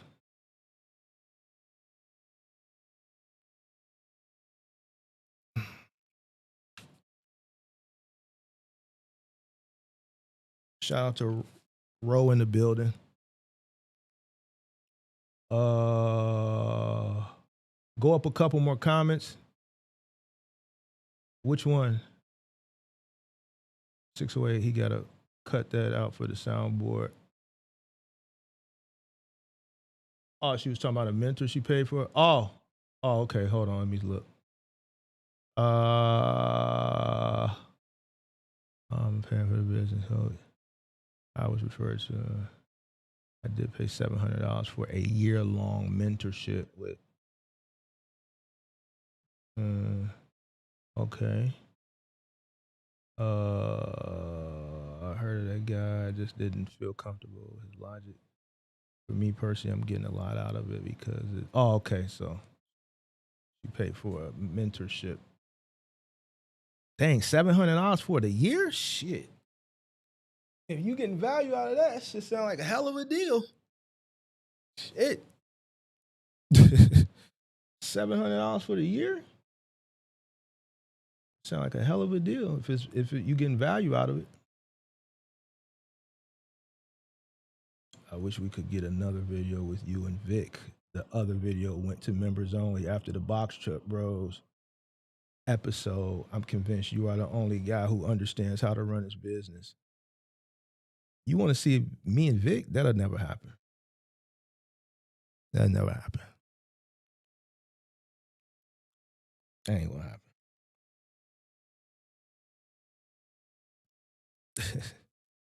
That ain't gonna happen. That ain't gonna happen. We did a video. Which video went to members only? Ain't no what video went to members only? You said the other video went to members only after the Box Truck video. Oh, you talking about the video with him after the Box Truck Bros episode? I'm convinced you are the only guy who understands how to run his business. The Vic video, is it a members only? Oh, it might be. That was like 2-3 years ago. Yeah, you ain't gonna see that. Like that collaboration, nah. And I'm not saying it like in a good or bad way. It's really just in an indifferent way. I just think we just two different individuals, man. We got, it's not gonna happen. It ain't gonna happen. Yeah, that ain't gonna happen. So, yeah, man. I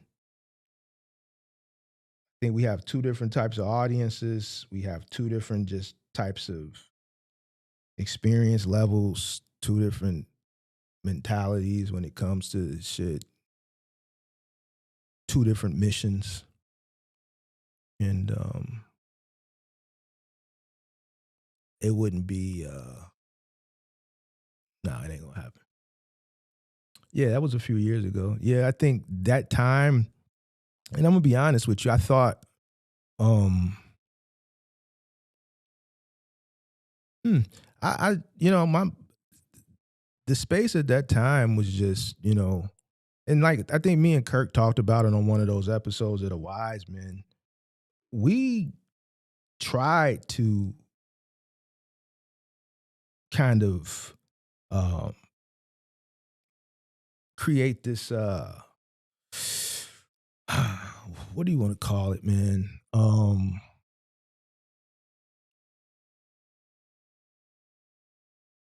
Camaraderie. I wouldn't even call it that. Just working relationship. No, I wouldn't even call it that, man. Just this.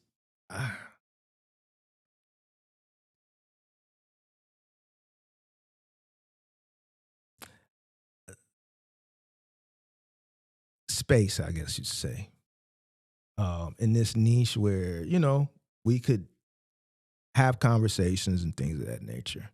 I just think you got different people, different walks of life, different experience levels, different missions, different goals. And, you know, I think it, you know, it's fractioned, you know. You see it over on the truck and says you have people that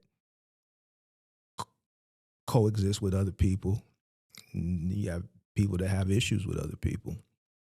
You see it in other niches on YouTube, Red Pill. You got, let's say, the manosphere. You got people that coexist. You got people that don't. What else? The fitness space. You got people that coexist, people that don't. For whatever reasons, it's just, you know, it is what it is. Mark, what about them Russians in Chicago that make you lease? What about them? Can't nobody make you do nothing. You said, what about them Russians in Chicago that make you lease the truck from them? Can't nobody make you do nothing. Life is about choices and decisions. If somebody try to make you do something, you got a choice to do it or not do it. If you do it, then you did it. If you said, no, I don't want to do this, then you didn't want to do it. Can't nobody make you do nothing. The only time a person can make you do something, and even still you got a choice and decision in, is they put a pow to your head. Or they say, look, do this. We got them over here. Run that bread, or we going to do this. In situations like that, then that's different. But in this, can't nobody make you do nothing. So, man, I don't know what to say.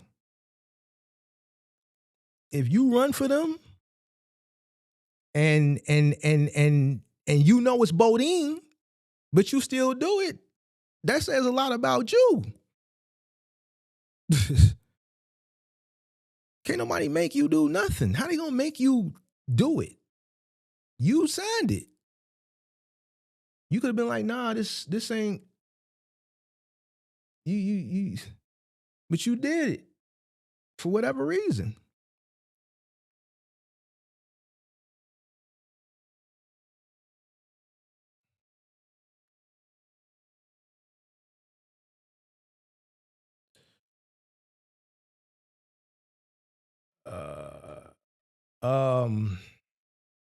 So I just don't think nobody can make you do anything, bro, in trucking. Like, this ain't like, motherfucker ain't putting no thumper to your head, bro, and saying, yo, you got a lease on.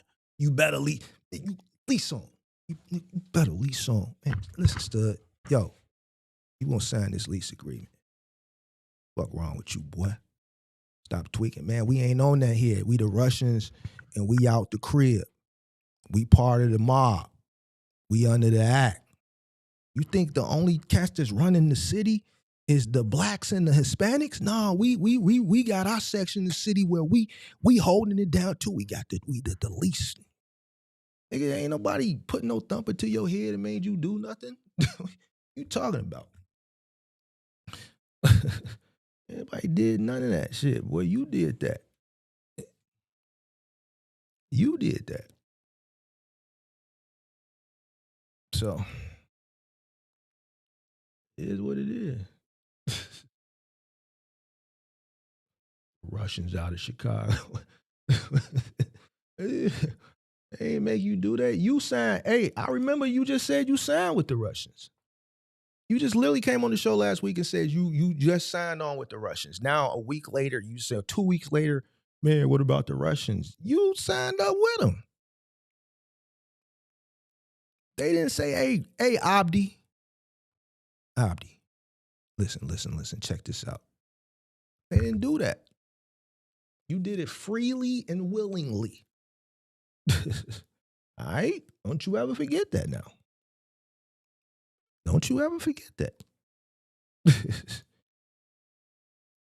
I just like that you put a lot of effort in the business and not into being social media popular. Most people I've seen put more effort into making videos for content and actually running the business. I think most of these guys are still active.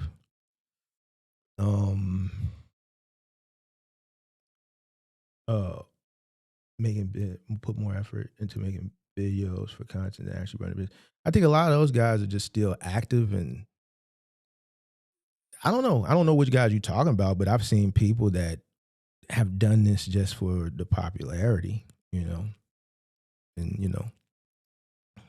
I think a person that really does it or has done it that have value, they're not gonna be popular.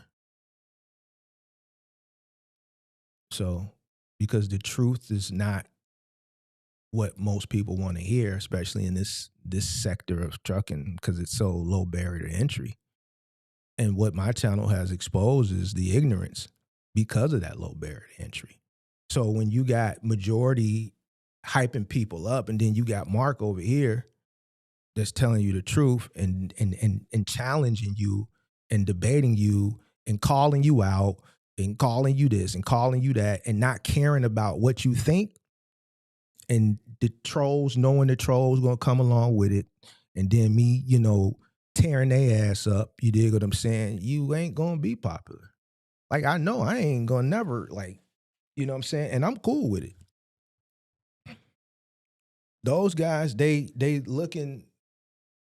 see, and you can't really knock them, to be honest with you. If they see a lane, they ain't taking it. You can't knock the hustler. You know what I'm saying? Life is about choices and decisions. You always got to do your due diligence. Once upon a time, I believe, just like everything has its moment, those courses and mentorships during that same time period, this is before I came in, from my understanding, it was people charging 20 grand for these mentorships. 10 grand, 20 grand. So, man, people gonna take advantage of opportunity. So, yeah.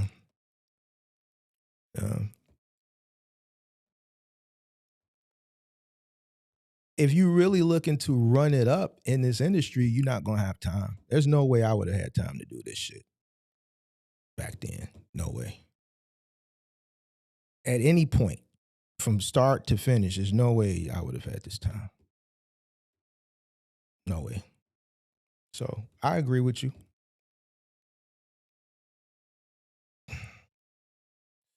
I follow him, but find you more engaging, and you're definitely not a gatekeeper.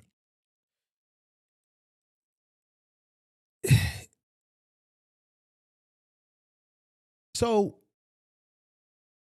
a lot of the basic stuff is, I think that, when people tell me about, man, I bought this, or I bought this, that, and then when I got it, I downloaded, it was like Google information. Me personally, I feel like that's on the individual. I think you get the most value from a person from experience, because they're able to use their experiences to either help people out of situations that they've come across in the past, or guide you around those learning curves because they've gone through them already, right? The unfortunate thing is a lot of creators in this space they just don't have that many years of experience. I think the most is probably, most of the content creators came in during the pandemic, so 5 at the most. And it's still learning, right? And there's nothing wrong with that. It's just that the way people learn now is different than, let's say, how I learned. You know what I'm saying? People look to other people for information, and most people just want their hand held. and they may latch on to someone who just may not be able to fully explain shit to them, right? So you have different levels of creator, different skill sets, different experience levels. The reason why I can just get on here and just talk is because of the experience. A lot of people don't like it. You got guys out here that are just angry. And it's because they choose to remain ignorant. And that's on them. I like those guys too. I think those guys are great because got to have somebody to make money off of. So I think he's good for what he does. You know what I'm saying? But I don't. I literally tell my kids the same thing, teaching them no one makes y'all do anything. It's your choice. Yeah. That's what I'm saying. So I was just telling Abdi, like, can't nobody make you do nothing. So if you signed on with the Russians, and that's you signed on with them. You signed on to them. So, yeah, it's what you did.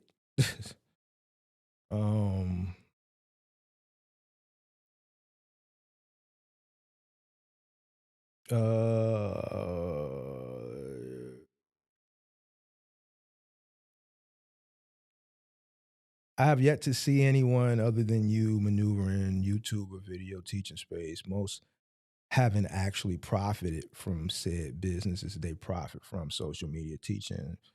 Yeah. I think maneuvering in this space, like, you got to have the experience, right? Because you got to have the talking points to have the longevity. I think a lot of people have plateaued. And once you plateau, and then you're going to plateau, obviously, the more experience you got, you can go further and longer. Obviously, less experience, you're going to plateau sooner because you've only reached a certain level of experience to talk about, right?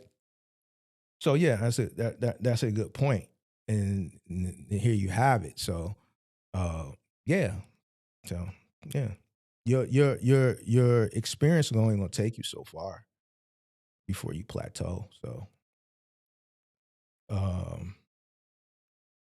you said amount of routes you run, you'll never be able. That's what I'm saying. So yeah.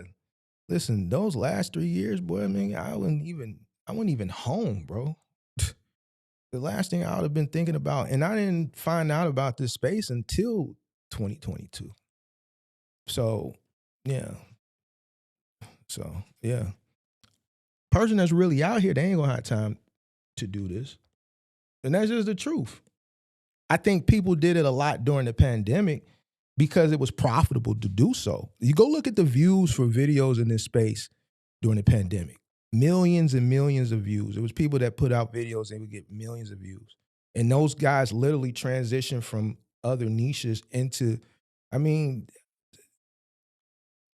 even BMK did a box truck video. They made it into a meme now, right? But he did a box truck video, right?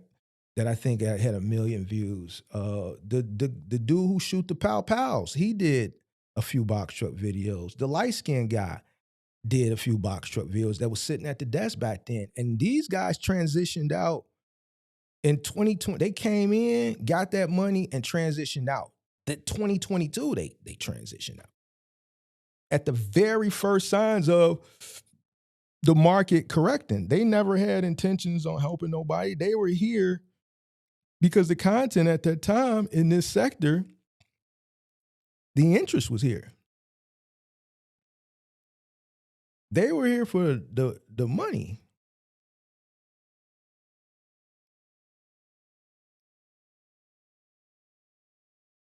You got to really have experience to sit here and talk about this shit and deal with the detractors in some cases, the critics, and have a passion for it. Being the passion just comes from the years.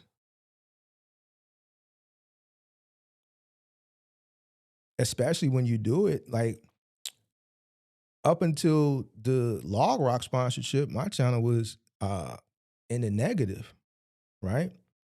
And then guess what? We had the sponsorship for 3 months, and then I put the money into this building this, so we back in the negative. Still, now the channel is at a loss again. So for me to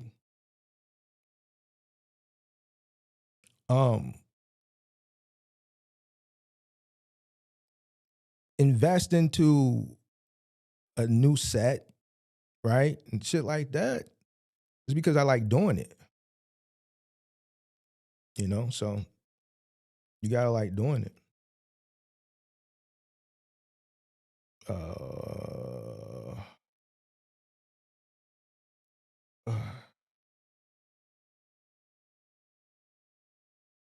All right, let me put this number up. Let me put my timer up. And then I'm gonna get out of here. Oops. And my number. Let's put the timer up. And then we're gonna get out of here. All right, man. 312-772-5483. Timer is up. If nobody calls before the timer hits 0, then we're gonna go ahead and call it one. Shout out to everybody that called in. Wish the people, what's his name, Ian. I was really looking forward to Ian calling in, but you know, he made himself out to be a fool. So I can't really say I don't blame him. So Batman covered the video 21. That's when I knew people didn't take being a box truck owner running a business serious. So I got a running joke with one of my homies.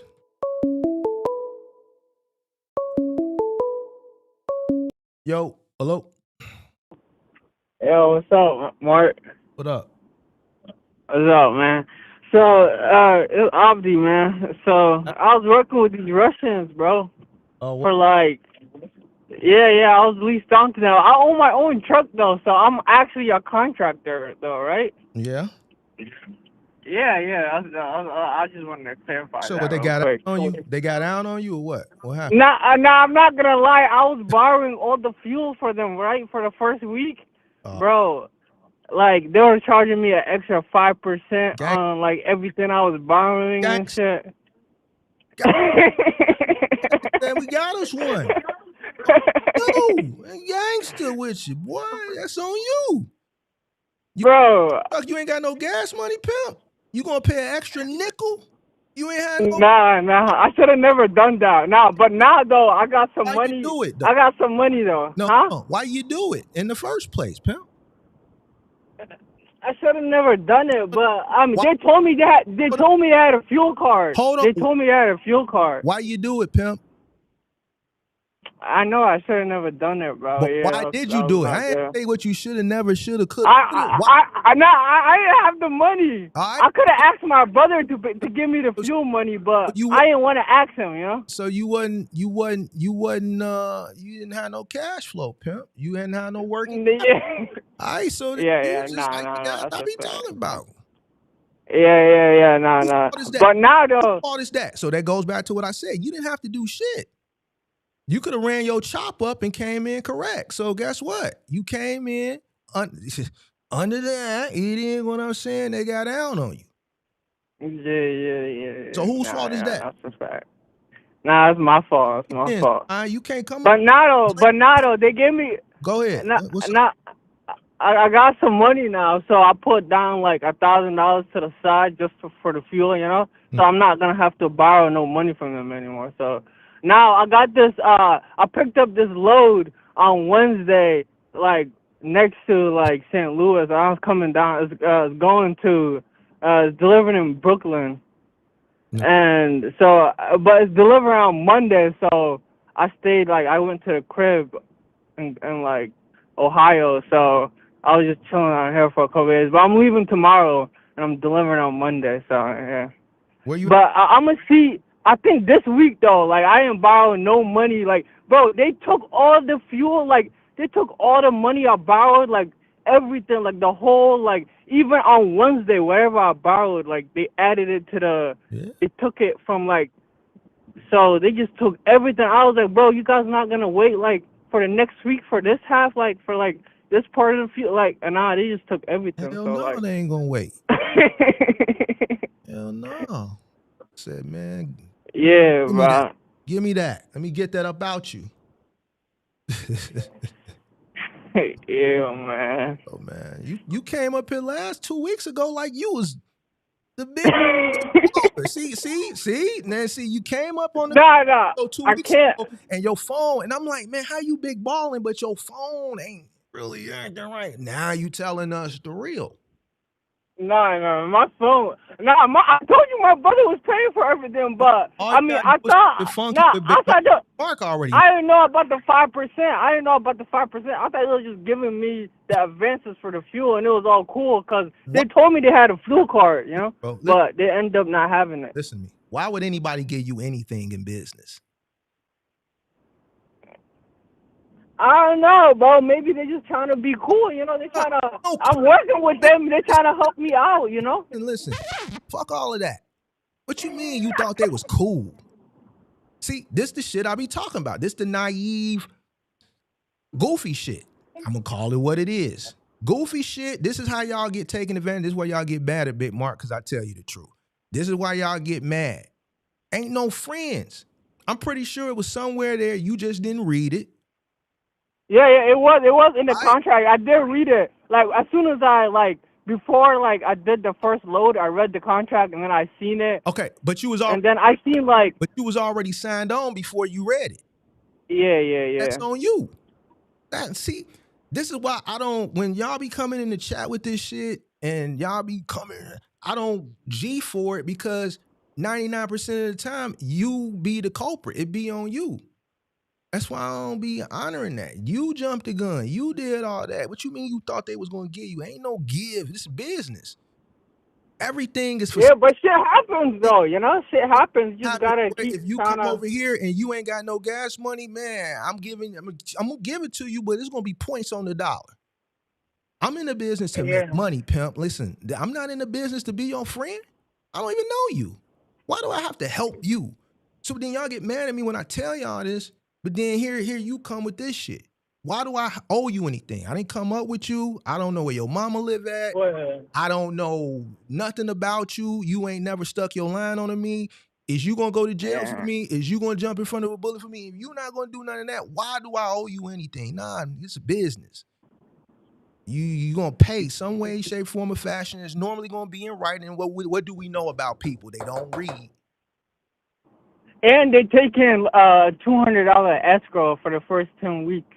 Hey, that's on you. We already had this conversation early. But that's for like, but you think it's cool though? Cause like, what's the escrow for? What is it for? Huh? What is the escrow for? They said like in case there's like an insurance claim or something like that. Cool. Like an insurance. Like, cool. Now, if you an employee, because some of these Russians, they be taking escrow for employees with like maintenance and tires and shit. And if you an employee, that ain't your responsibility. So for claims, because person will get a claim and then they'll run off. So put something in escrow just in case, and that's on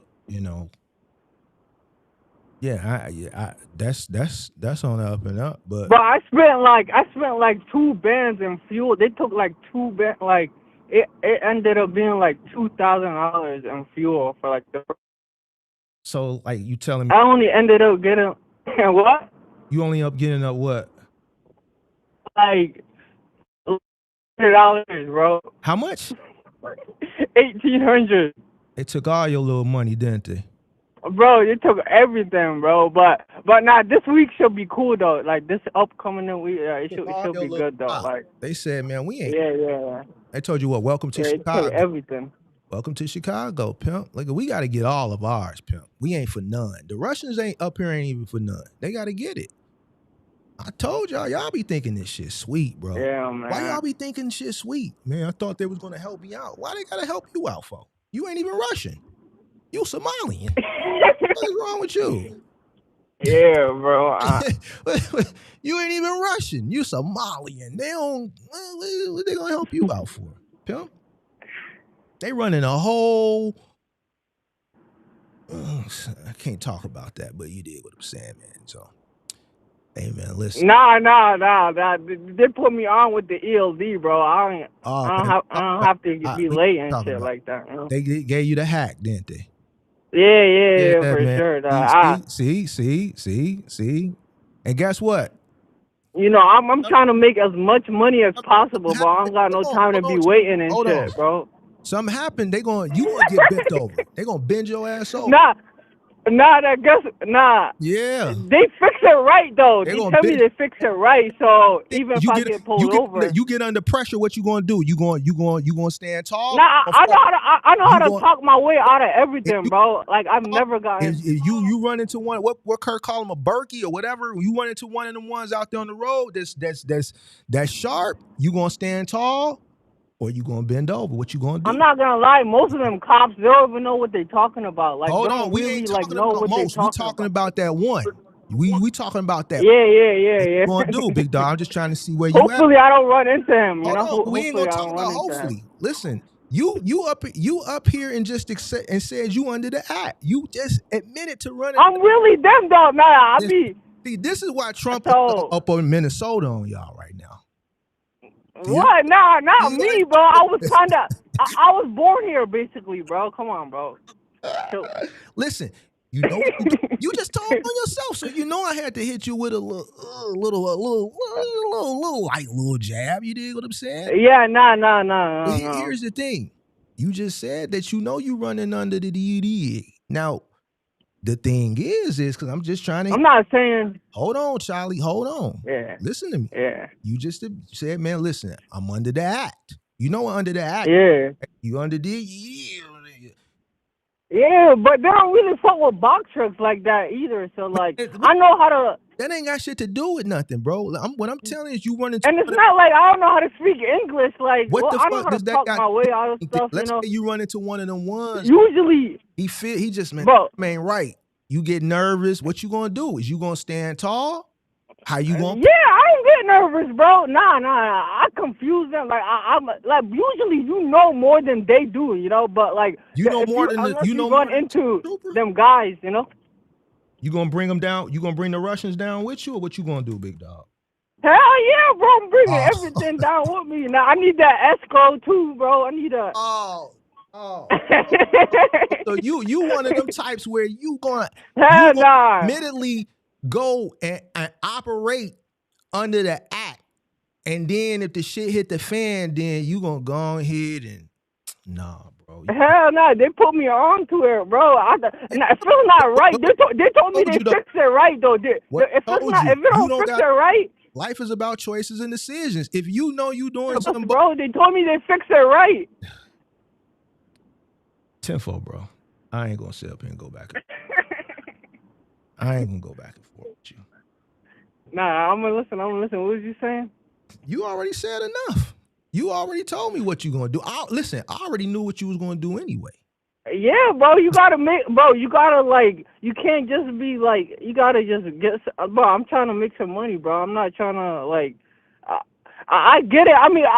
Honestly, bro, I've been following the rules most of the time, bro. It's only like maybe like one day I might have to break the rules, but like most of the week, like I'm cool, bro. I'm following the rules. I'm doing my 11 hours, like I'm doing everything right. But it might be like a day or two where I might need to drive an extra couple hours, you know. And I call them up, you know. They go give ahead me and hook you up. They go ahead and do their thinky thing. They do their thing. For sure, you know. Pull over real quick. Real quick, type shit. I just want to know if you gonna stand tall. Hell yeah, but I'm not gonna bring the whole ship down with you. You gonna stand tall? If they put the cuffs on me, bro, I'm riding the Russians out, bro. But until then, I'm gonna tell them. You bald. Until then, bro, I'm standing tall, bro. I'm trying to confuse them, bro. I usually know more than they do, you know. I'm usually like I don't get tickets. Damn, son, where'd you find this? Damn, you gonna rat him out, Charlie. Damn. Man, I'm not going down on myself. Hell no, bro. I got to rap, man. I guess it's cool in y'all culture, man. 6ix9ine made that shit popular for y'all. Nigga, they're charging me 5% to get an advance, And bro. Of course I'm ratting, bro. They're not doing nothing for me. It don't matter, bro. Listen, They taking all their shit, bro. Hold on. Nah, if they were cool with me, then I probably wouldn't be ratting, you know. You doing if the advance was if you operating illegally, knowingly, that means you are doing something knowingly. You're admittedly doing it. So okay, but if I could do it and get away with it and make some extra money, I'm gonna do it. Okay, but what happens if you get caught?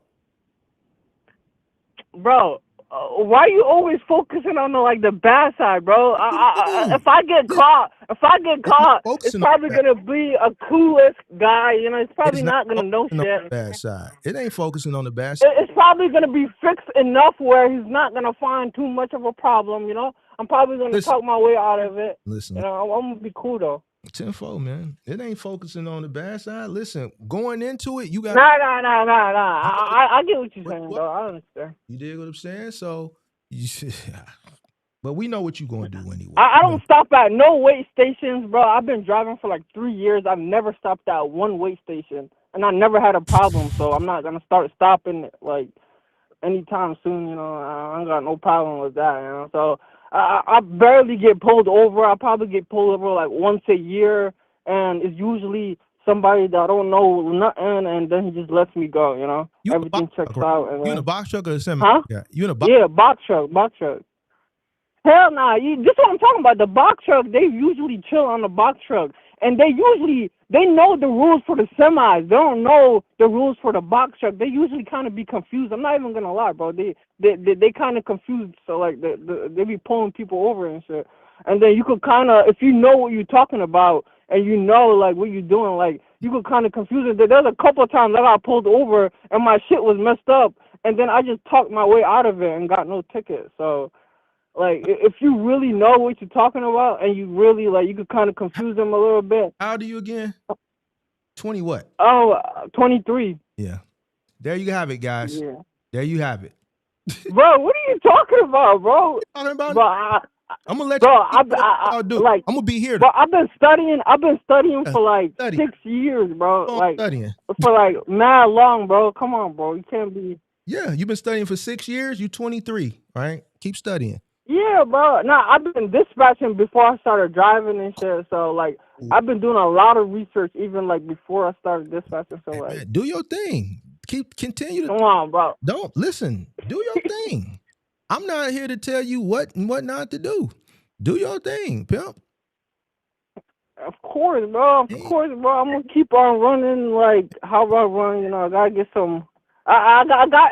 If it's not right though, I might get like a local contract. You know, go that way. You know, because the fuel is too much though. I swear to God, bro. The fuel. I'm not gonna lie. I ain't expect the fuel to be this high, bro. Like going OTR. Word. Yeah, it's way too much, gang. Like I gotta go. I gotta find like a local contract or something.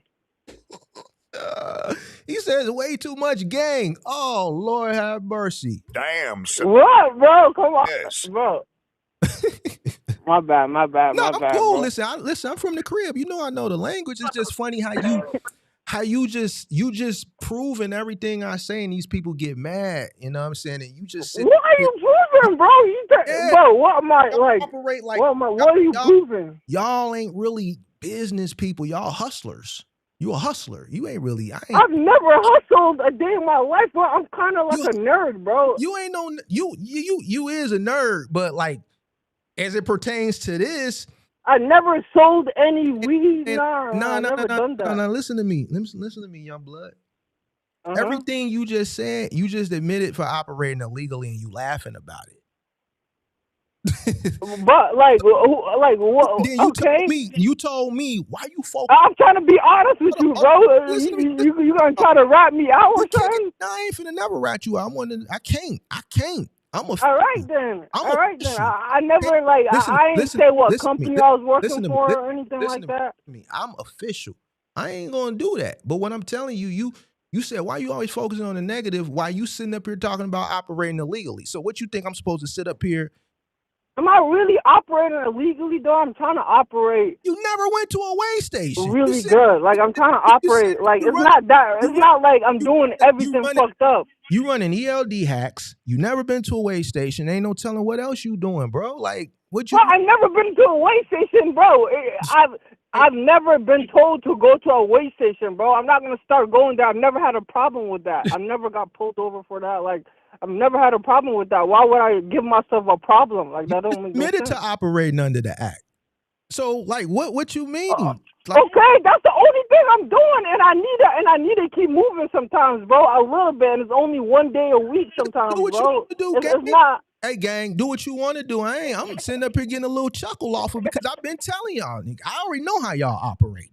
You think I don't know? I know how y'all operating, gang. That's why y'all get upset. Of course, bro. Y'all don't want to hear the real deal Holyfield. And this is why I say I can't really say you a real business. You just hustling. Because a real business person going Nah. Bro. Let me explain. Nah, this is me. This is my truck.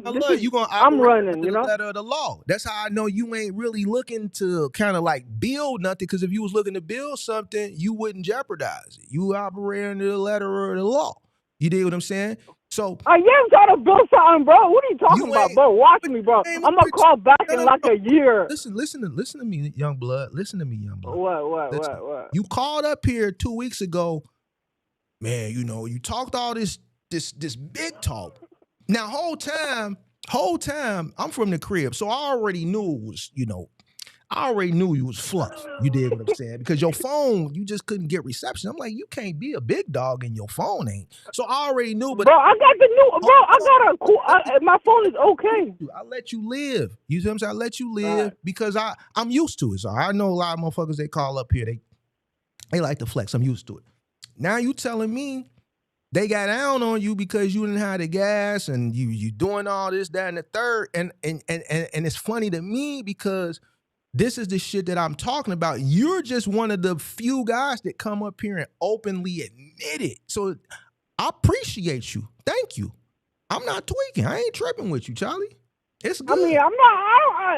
It's just how it is, bro. You just. It's not like. I mean, you got 11 hours, bro. It's not like what you gonna do. Drive for like. I mean, 11 hours should be enough. But if you gotta do just a little bit more, you gotta do. You just gotta do what you gotta do. Yeah. Yeah. I just got an ELD. I just got called them up and they just fixed it for me. I already know what it is, bro. You ain't got to tell me. Yeah, you just call them. You think you the first person? You just the first person to say it on the live. People done came and talked about it in the Discord behind the scenes. I already know what goes on, bro. I see the programs that they use. I already know what. Yeah, but like until I get caught, bro. Even if I get caught, what is it? A ticket? Like for a messed up ELD? And it's not like I don't be like. Go ahead, listen. Huh? Go ahead, I'm listening. Like I don't be operating like that all the time, bro. It's only couple like. It might be 1 day messed up. What they gonna give me a ticket for a 1 day messed up? I'm gonna try to talk my way out of it, and then they might let me with a warning if it's really messed up. If it's not like if they really fix it, then I don't got nothing to worry about. Like, cause they go in there and they really fix it, so they make sure all the past shit is all accurate and stuff. So all the past 7 days and everything. So do that phone call. How you call? You call to the dispatch, the Russian dispatch, and you say, "Hey man, fix that shit." Like, what did they tell you? At first I was nervous. The first time I called, I was like, "Hey bro, like I might be late, and I just need like a couple more hours, bro. Can you just like do something for me?" And he's like, "All right, bro, I'm gonna see what I could do." And then the next time I called up, I was like, "Hey, bro, you just add me a couple hours, bro. Come on, bro." And then he just added. I was like, "All right, I got you, bro." And then just added. Let me ask you this. And I started getting real comfortable. I was like, "Yeah, you bro, comfortable, right." So you start getting real comfortable. And did they charge you for that? Like, you got to hit them on the hand for that? You know what hit them? No, it's only $40 a week. $40 a week for the ELD. They charge me. What about for the underdig when you call them under the act? You got to hit them you got to hit their hand when they do that for you? No. You don't got to do nothing. It comes with the ELD, It comes with the whole $40 a week. That comes with it. It comes with the $40 a week. Yeah, it comes with it. And they told you this up front, right? Like, man, if you ever need us to, you know. Nah, they never told me that. Hell nah. They never told me if you ever need to. So how you knew? Nah, they just said if you have problems with the ELD, there's ELD support. And I was like, bet, there's ELD support. I'm just thinking just regular So what was known didn't need to be explained at that point, basically, is what you're saying. Yeah. They don't need to tell me anything. Hell no, they don't need it unless it's really messed up and I need I'm like behind the cuffs and hell no. You can forget to that. You bringing everybody down. The Russians, bro. Everybody coming down. Down. I'm not gonna be the only one. Yeah, man. I can't. Me and you can't never. Nah, but for real though, once I get a truck. I'm gonna do the business with my brother and stuff. Nah, I get what you're talking about with the W-2 shit. I'm gonna do the W-2 for my once I get like a couple of trucks and stuff, and I get employees. I'm gonna do the W-2 and stuff. I was like, even the people I was working for, like before I owned the truck, I was working for some people. They was all doing 1099 and shit. Yeah. But I know that wasn't right, cause like that just like. I know that wasn't right, but I was still you gotta that. That is all it is, all the trucking companies is all 1099. So I already know that. That's what we talked about earlier. Yeah. So that don't mean it's right. You do what you want to do. Clearly, what's crazy to me is you sitting up here complaining about the Russians, but it's like the Russians are cool though. I think you're charging the extra 5%, but this next week though it should be good though. So. I'm not borrowing no more money from them though. I'm not borrowing no more money. Charge you a nickel for that little dub. That shit crazy.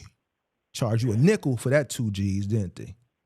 Yeah, man. Yeah, that's fucked up, man. Took all that and did. Man, where'd you go, man? That you burnt 2 G's? Where you go?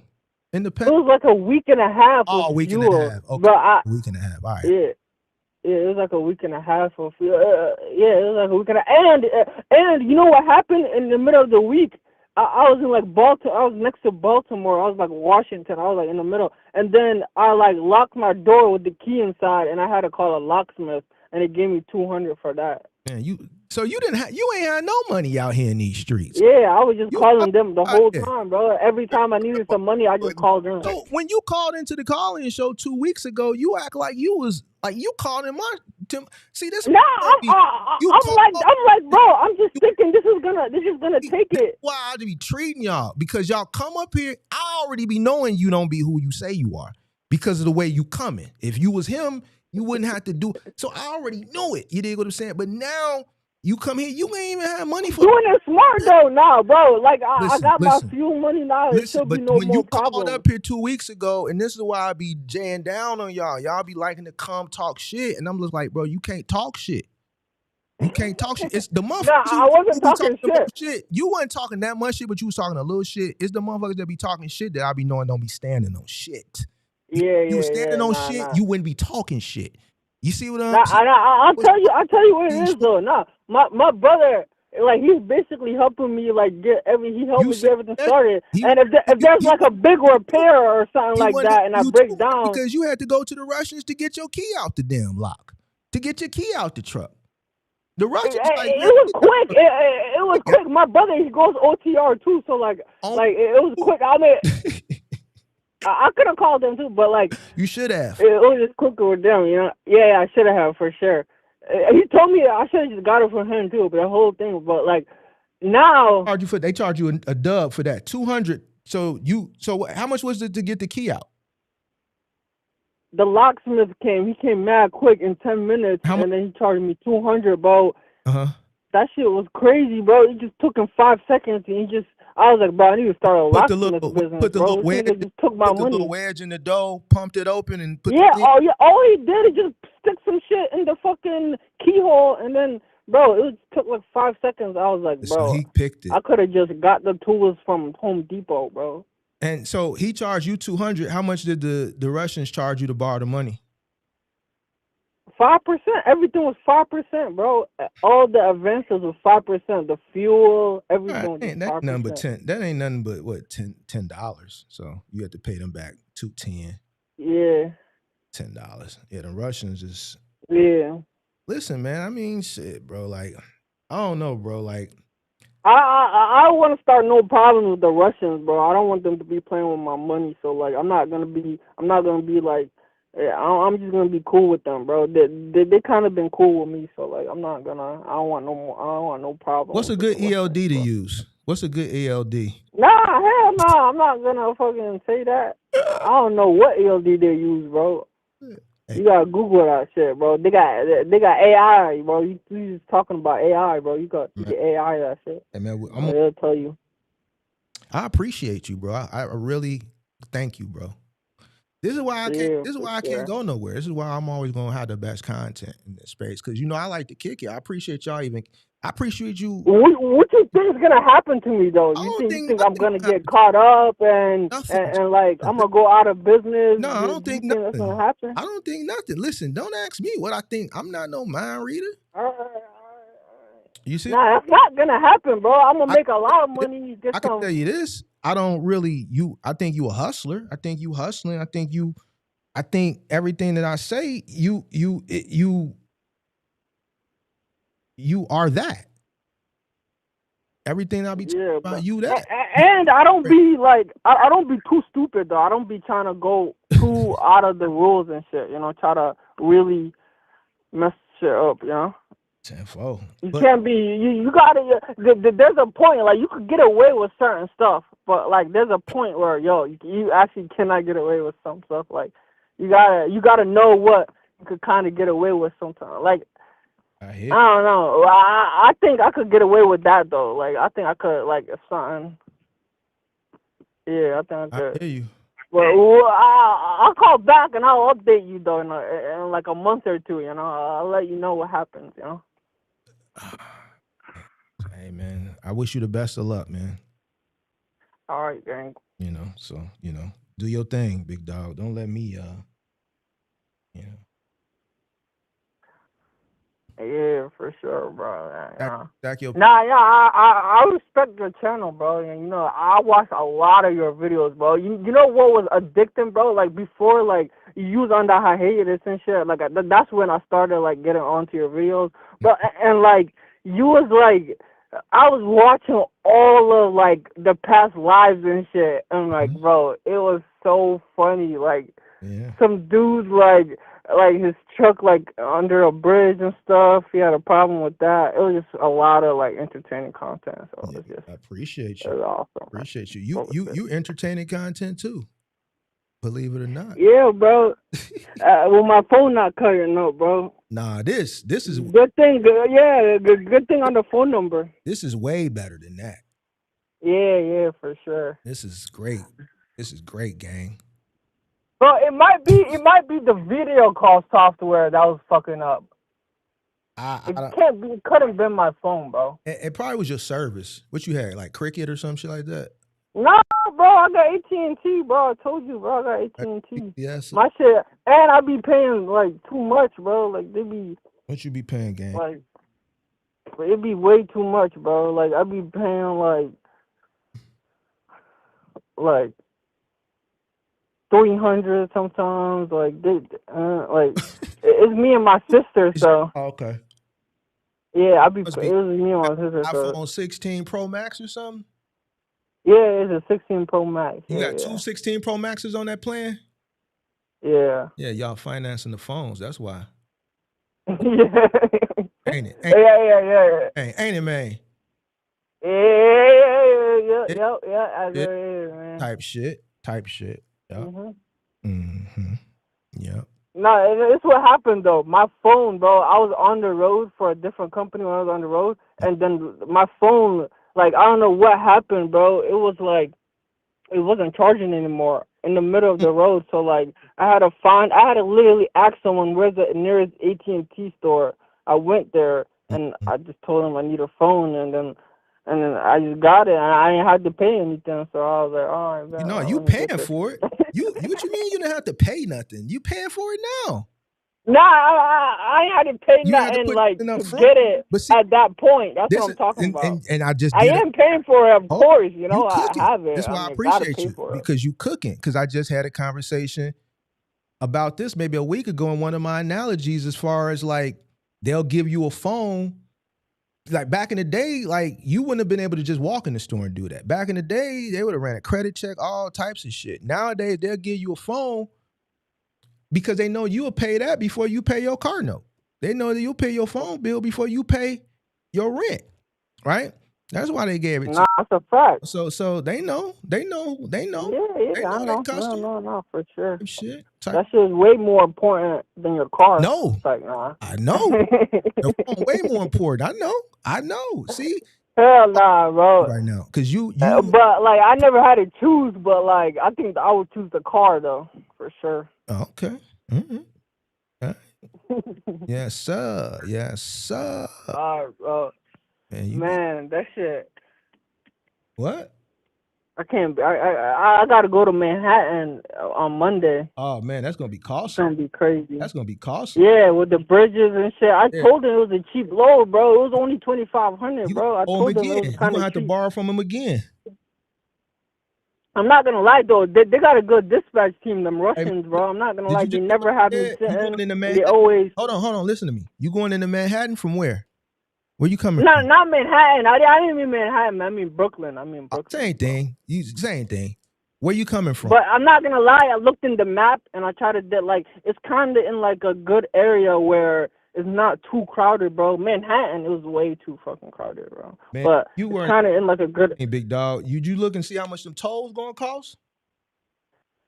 See, I'm gonna just have to pay them either way. So I'm gonna see when I get there. I know you're gonna see when you get there. You're gonna have to borrow from them again, big dog. Hell nah, bro. What do you mean borrow from the tolls? I'm gonna just run that shit. Never been to New York before in a What do you mean? What do you mean? You're gonna have to give them real bills, bro. Listen, is that what you're telling me, bro? You have to really give them real money. Hold on, Charlie. Listen to this. You got a license plate on there? There's a plate on there. Yeah, bro. They can mail that shit, bro. I'll pay it when I get it, bro. Don't worry about it. Don't worry about it. There's a plate on there, Charlie. Hey, man, listen. I don't know, I don't know, bro. I don't know what to say. This man said, with real bills? What? Bro, man, clearly you ain't I need to stop tweaking. I was tweaking, man. I need to chill out. You tweaking. Yeah, boy. That never happened. It's not only in Chicago, they really stop you, bro. That shit is mad annoying, bro. They really stop you and really want you to pay for the tolls, bro. Yeah, I'm like, we need gangster state. See, you just proving everything that I talk about, but you ain't coming to. We need ours. The state need it. For the most gangster city and state, we need it. We need it all. Yeah, we're gonna stop you. We need that money. Y'all food not even good, bro. Portillo's is great. Portillo's is, boy, you tweaking. I'm finna go get me some disgusting, bro. That shit not even that good, bro. Cause you Somali. I don't even like being in Chicago, bro. That shit cold as fuck. You like fufu. You like fufu. Hell nah, bro. I'm not that African, bro. You don't eat American food. You like fufu. You eat with your hands. I never tried fufu. I'm not even gonna lie, bro. Tweaking. Oh, Portillo's, boy, is you cool? Talking about, buddy, what's wrong with you, man? That shit is disgusting, bro. What is that, roast beef hot dogs, bro? Come on, bro. It's called an Italian beef, bro. Roast beef, Italian beef, bro. We got roast beef hot dog, Italian beef on bread. What you talking about, roast beef hot dogs, bro? Man, listen, man, go up to Minnesota and get you some fufu. Bro. You feel me? That shit is disgusting, man. That's good, boy. Tweaking. Yeah, but when you coming through here, you're gonna stop you because we need ours. We need you to pay these tolls. We're gonna stop you. Pay. Swear to God, bro. Chicago, bro. We need ours. They need to get it all.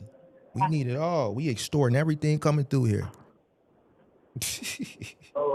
Pick up for option. Hey, city and state extorting everything coming through here, man. Believe it. Yeah, bro. Don't ever disrespect our Italian beefs ever in your life again. Next time, get you something safe, man. Get you some French fries and a hot dog. All right? Ew, bro. That shit is like That's like homeless. That's like you down bad, bro. A hot dog, bro. Down bad? What is in a hot dog, bro? What are you even What you eating, bro? What's a hot dog, bro? Down bad, bro. You just had to borrow for gas and a locksmith. Sound like Okay, bro. I thought it was like free money. I'm eating a just hot paying dog. for later. What the hell you going in there getting a $15 roast beef? That sound like you should have went in there and got a hot dog and some fries and asked for a courtesy cup of water. That's what you should have went. You should have went in and said, "Man, let me get a hot dog, a small fry, and y'all got." Nah, I'd rather go to McDonald's than go to Portillo's, bro. Water. That's what What you talking about? Yeah. You shouldn't have been right. You shouldn't even been in Portillo's. That shit too expensive for you. You should have went to Mickey D's. Or nah, I just looked at the menu. I was like, I don't even want to go there.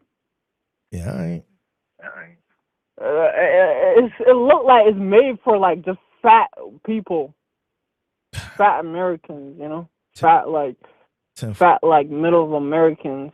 You are a middle American, bro. You know what you're talking about?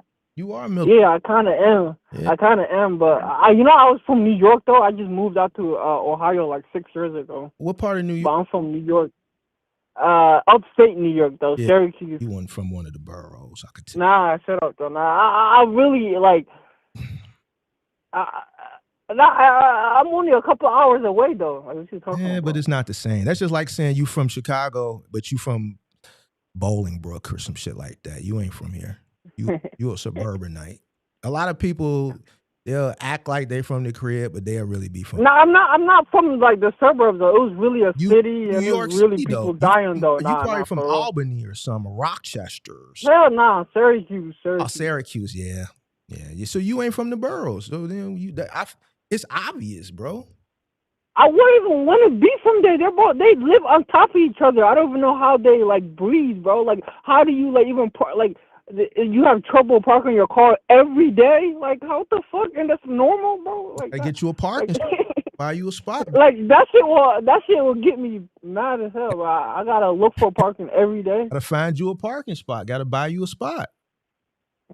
Hell no, bro. That's Dude, too much, I got a spot in my building just for guests. People try to rent it all the time. No.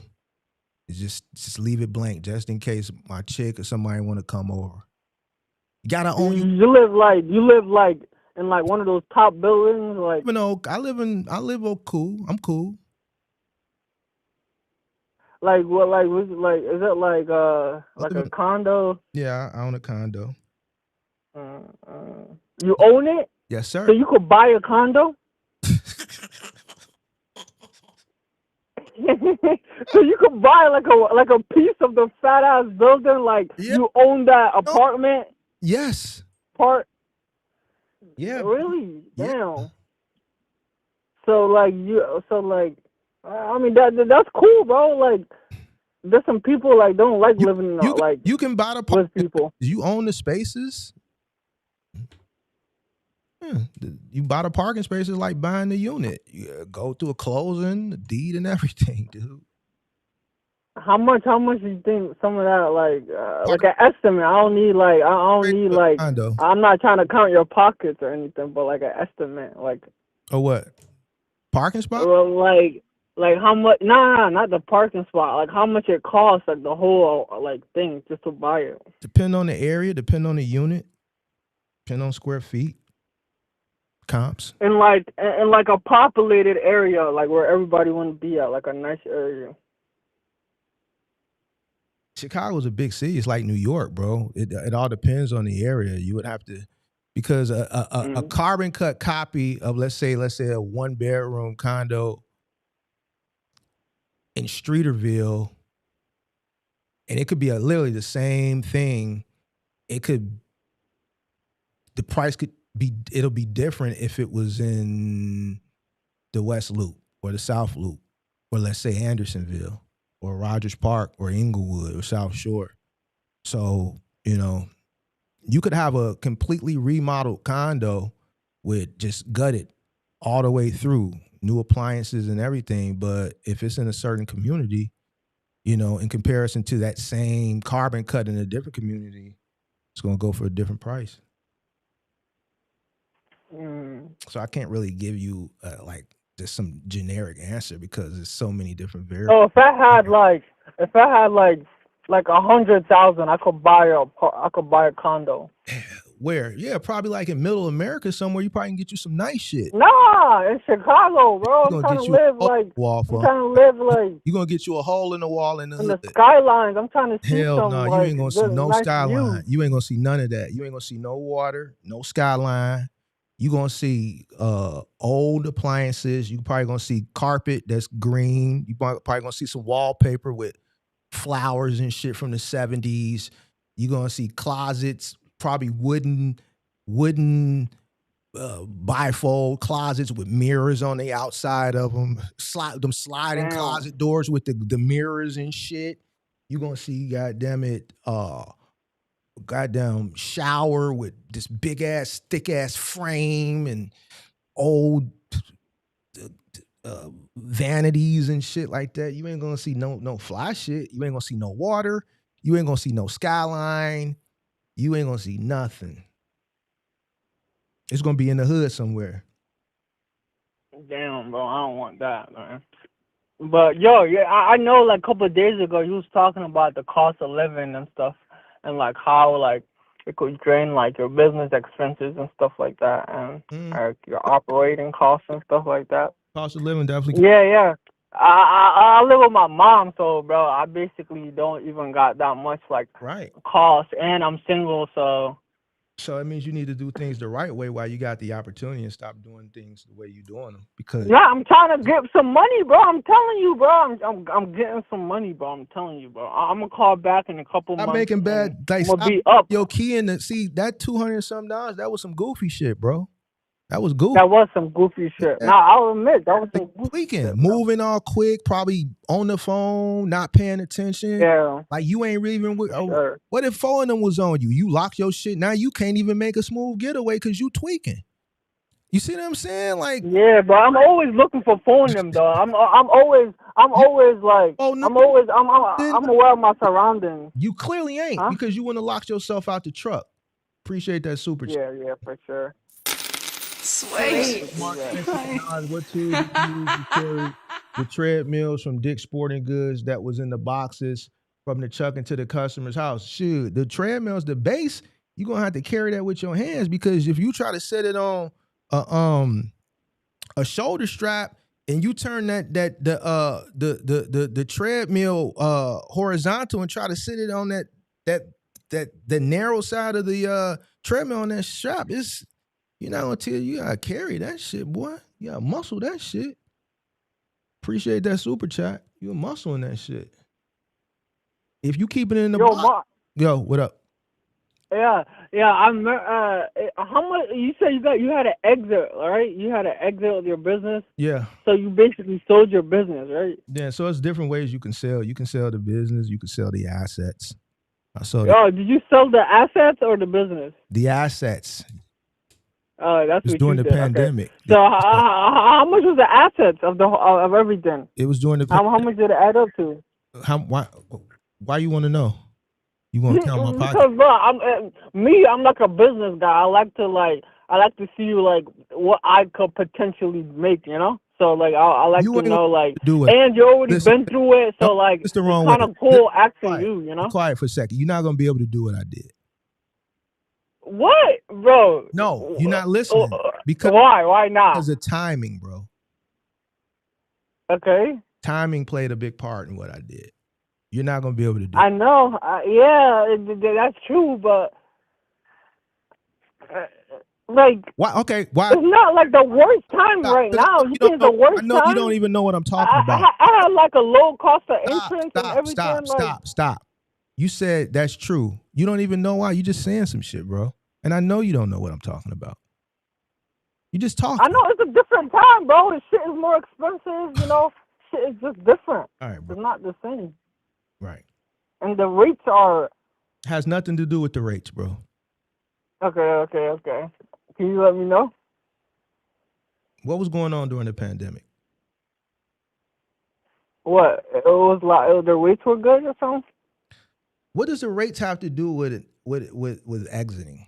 Where there's a lot of people coming in and stuff, and I don't know. The trucks was expensive or what? Like, what you trying to say? There you got it. Trucks are expensive? Yeah. Because it was scarcity. Because all y'all was coming in ignorantly. Oh, yeah, that is true. Okay. So, I'm kind of lost, okay? Clearly, bro. Clearly. Okay, so like, and then the shit that you talking about, man, you ain't sharp like me, bro. You got a lot of learning to do. Not saying that you can't be. You could actually be better, but the way you starting, I wouldn't know where the way you low key.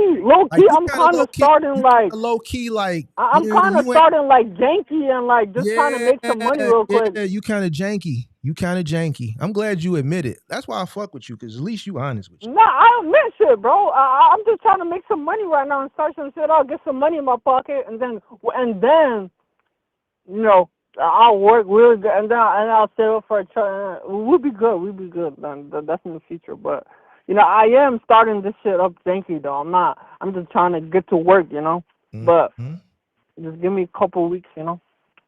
But if you keep doing the shit you doing, man, shit, I don't know what am I doing? Man, you just said what you doing. I'm not finna listen, bro. I'm not finna go. No. Okay. Can you finish what you was gonna say though? You know you keep on what? You know you janky. You know you out here tweaking, locking yourself out, and all this goofy shit, bro. Like, you know what I'm saying? You think this shit funny, but I ain't never locked myself out of shit. Nah, you trolling me, bro. I think this is good content. I'm not trolling you. You come up here talking this shit. When have you said you found? Bro, shit happens, bro. I'm not gonna get mad because I locked myself out of a car, bro. Shit happens, never did bro. no goofy shit like that. I ain't never finna put myself in a tweak situation like that.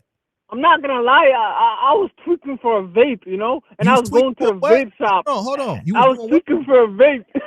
You was tweaking for what? I wanted a vape real quick, right? A vape? Yeah, a vape. See, you smoking vape? What's in there? K2? What they call that shit? K2? No, bro, it's just nicotine, bro. Chill out, bro. You tweaking for a vape, and that calls you. See, I'm not off my square like that. I'm not never tweaking for none of that shit, boy. To lock myself out on some goofy shit. Hell no. Bro, I'm gonna need my vape, bro, and shit happens, bro. It is what it is, bro. No. I'm not gonna do it again, bro. I'm not gonna do it again, bro. You tweaking. Guess what? I'm gonna have like 3 Ps now, bro. Hey, so you had your vape. I bet it's not gonna happen again. So you could hit the vape while you was waiting on the locksmith. Yeah, bro, I was chilling with the vape. I was like, at least I'm not gonna be feeling for a vape now. At least I'm gonna be like, it was only 10-minute wait because that nigga he came real quick. So he ain't trolling. Bro think you trolling. He dead ass serious. I know a person trolling. He dead ass serious. What? I'm dead ass serious, bro. I already know. I'm just trying to be honest and cool and like. I appreciate it. It is what it is. Expect nothing different. You 23 years old. Yeah, bro. I'm just trying to make some money, bro. I wouldn't expect different. It is what it is. That's why I'm not really going on you. If you was like 32, 34, 40, oh man, you would be ready to cry. Hell nah. I don't expect myself to be doing this shit. I'll be roasting myself too, bro. I don't be expecting myself doing this shit at like 40 or like 30. Like at least not like even if I'm in the truck and stuff, I'm not making these like dumb like it's just you're just too old to be doing that, bro. Man, I ain't never did that, bro. Never locked myself out, bro. No, because when I got OCD, I always make sure I got my keys and shit before I lock the door, because I don't want to lock myself out. You know what I'm saying? Because I'm like that too, bro. I don't know. I was kind of off my square. You was off your square because you focusing on some shit that ain't really ain't good for you in the first place. Worrying about the wrong shit. You know, I can't make those types of mistakes, bro. Locking yourself out and shit like that. That shit. No. Yeah, but but that's not like a mistake where like. I'm not saying. You know, when you on the road, I'm gonna tell you something. People do it all the time. But yeah, people do all the time. Like, shit happens when you're on the road, bro. Yeah. Like, you can't just be mad because shit like that happens. Shit that's beyond your control, but some shit like that. Yeah, it's just beyond your like control. You locked it. You You locked it in the. It was in the ignition still. Yeah, but it wasn't on though. It was just laying in the ignition, So but it wasn't started on or none of that. Yeah. So, and I'm not saying I just can't tweak out like that. I can't do that, bro. I can't. No, hell no. So you never had like a blown out tire? That type of shit is beyond your control. You locking the keys is that you in full control of that. Shit that's beyond your control is different than things that you can control. Nah, I'm not gonna lie though. I'm happy that I haven't gotten I was on the road for a week and like the truck is cool and like I haven't gotten no check engine lights or none of that, and I've been doing my pre-trips and shit. I've never done one pre-trip when I was working for the other companies, bro. Fuck them trucks, bro. I don't give a fuck about them, bro. But with my truck, I gotta do my pre-trip. You know, I'm not trying to like do some I'm not trying to crazy. Just. You don't fuck with P-chips. You don't stop at weigh stations. You got ELD. Hell nah, bro. You just. I don't fuck with P-chips if it's not your truck, bro.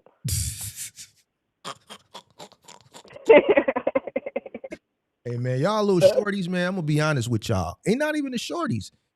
And y'all cook. Y'all cook, bro. Y'all fucked up out here in these streets. Y'all don't care about nothing. That's why I'm saying I don't take y'all serious. Nah, it's just what you gotta do, bro. It ain't. What you gotta do, bro. To survive. What? I feel like this is what you just gotta do sometimes, bro. I feel like this is what you just gotta do, you know? Like.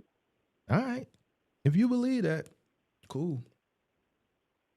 I'm not the moral police and shit like that. Nowadays, you know, shit is so tough nowadays, bro. I'm telling you, bro. It's just harder to just like do the same shit that was done in the past. What's harder? You know, everything is just harder, bro.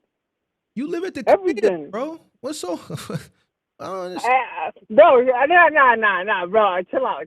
I know I do live in a crib, bro, and I'm enjoying that, bro. Hell yeah, bro. I'm not trying to pay for no apartment. I can, but like, why would I do that? That's stupid. But you know, like it's just like everything is harder to like the business and to like everything to like. It's just easier back then to like if you get the money and to like. The parts and everything is just more expensive. Like breakdowns is probably more expensive. How would you know when you just started last week or 2 weeks ago or some shit like that? like I'm not like that. Like that's just common sense, bro. Like everything's gonna get more expensive as time goes, right? But you just started, so like damn. Okay, like that's just common sense. Years of experience and it's just gotten hard. The way you speaking like it's just gotten harder over a period of time. You've only. But I've been researching this box truck thing in like 2018 when like I was dispatching. Like I was a little kid. I was like 16 years old researching box trucks and shit. Right. So, and those dumbass gurus and shit. They're all. But I'm not gonna lie. None of them keep it real like you, dog. You're definitely the best. I appreciate all of them for sure. I appreciate that. Yeah. Thank you. Nah, but yeah. It was just like I just been like doing like so I've been with the ups and downs. I've been looking at the market. I've been like doing my research, and then when I finally started driving and shit, and then now, I'm driving my own truck, and like I just know like the ups and downs. You know, I know the shit is just harder now. You know. That's what I'm saying. But I'm not like You'll be alright. I'm not gonna lie. I'll be taking their lunches out in the road, bro. I'll be really like just taking their money. Like I'll be really grinding. Like I'm trying to grow. I'm trying to grow 7,000 this next week. You ain't taking no lunch. Who lunch you? Bro, chill out, bro. I'll be taking the lunches, bro. But you listen. You operating. Now all these OTR drivers that be just chilling and shit. This is great. I don't be grinding. Hold on. This is great, and this is why I keep telling you I ain't no such thing as cheap freight. This guy right here, I'm operating at 110 a mile, bro. I don't care. Listen to me. And the Russians got me with good, on. consistent So loads, all bro. you guys that be bitching and moaning, this is another example of what I be talking about. You got guys that can do it profitably, and then you just got motherfuckers who can do it properly because they under the act. See, I don't really go under the act, but here's somebody that's under the act who gonna do a lot of different things to be profitable, and they gonna take shit that you may not agree with because they doing things that you ain't gonna do to make that shit happen. And he don't give a fuck. He's saying, I'm taking y'all lunch money, little guy. Ain't that what MW? So, and he don't give a fuck. This is why I'm telling you, it's all different facets of competition out here and that don't care. And here's one of them. He said, man, he's taking. They're already doing it. What you gonna do? Cry, bro? I'm not just gonna watch them. Oh, they're already doing it. I'm gonna get my money too. You know. He said he taking. If I got to, you know. Born here? Were you born in this country or no? No, I came here when I was like 3 years old. So you already got that mentality of man. These ain't my people. I'm finna get it. Ain't it, man? Ain't it, man? Nah. I like, bro, hell yeah, bro. I don't give a fuck. I gotta get my money. Like, bro, what? Bro, you, like, bro, they be like, it be just so like. Oh, shit. Hey, man, I fuck with you, big dog. You can call up. It's not cool being broke, bro. And they already.